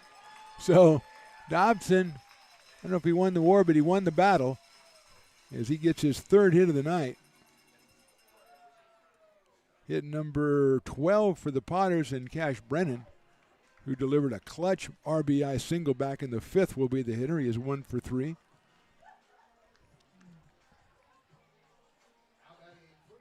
Cash struck out in the 2nd, grounded to 3rd in the 3rd, and then got the big single back in the 5th to plate a run after the Crabs had put a run up on the board in the top of the 5th.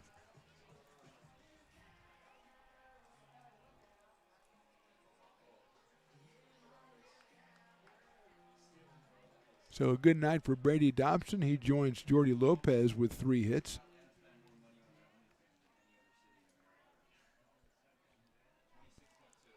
And here is Brennan out of Rockland, California. He takes the ball, 1-0. Kyle Pedersen is scheduled next, but it looks like might have a pinch here. We'll wait and see if the occasion arises.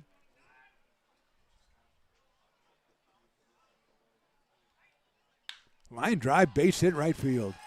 Rounding second is Dobson. The ball gets away in right field. Dobson's going to be waved all the way. The cutoff, they throw it to 3rd instead. He's out at 3rd, but the run scores before that, so the Potters will get a run and make it 8-2 as we go to the top of inning number 8.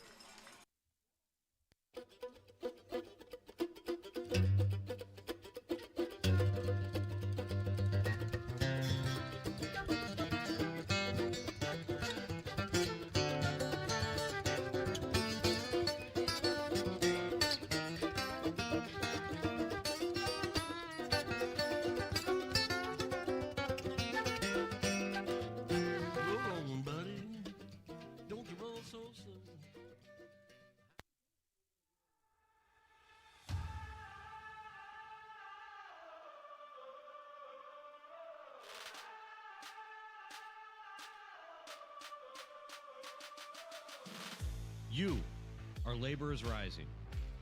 And now you understand where we came from, what solidarity means, and what we have ahead of us. No one's going to defend us but us. No one's going to help construction workers except us. And I can't wait to see you out there.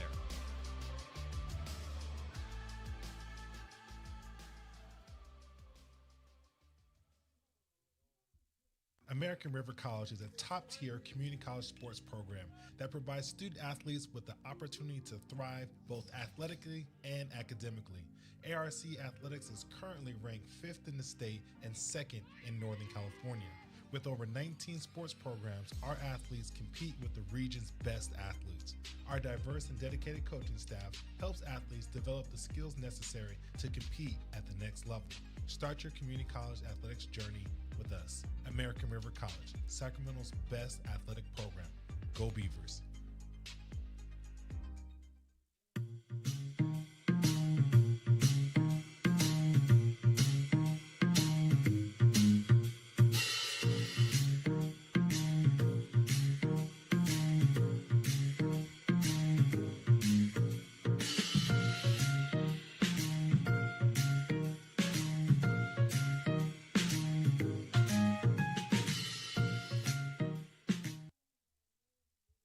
Fans want to keep restoring and renovating historic McBean Stadium? Now you can become a member of Friends of McBean. Annual membership start at $50. Become a member now at friendsofmcbean.org.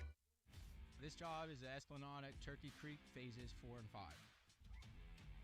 Our scope of work for this project is full scope, so we've got all the underground, all the joint trench, and all the topside included with it. We're putting in sewer pipe, manholes. We're not doing services yet. We go through and do all the main line, and then we come back and do all the services after that. I would say this project right here, the one we're working on, is probably about a 2-month project. It's very costly to the developer, so beating the schedule is very important, more important than most. Top of the 8th inning, Potters on top 8-2. Commander Swords is the first hitter. He will face Jordy Lopez, who moves in from center field to take over on the mound and deliver an outside fastball for a ball. Moving into center field from left is Mays Madsen, and Ryan Jackson, who pinch hit for Diome, the DH, will come into the game and take over in left field.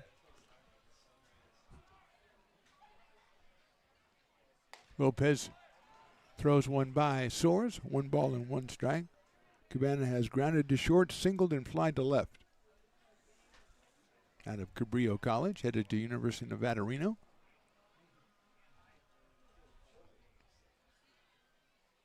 Hit right back up the middle into center field, a base hit. So Soares is 2 for 4. Hit number 7 for the Crabs, and it'll bring up Jamie Mullen, who has wowed us with his foul ball prowess and has singled, flied out, and popped out. Third baseman from Sac State.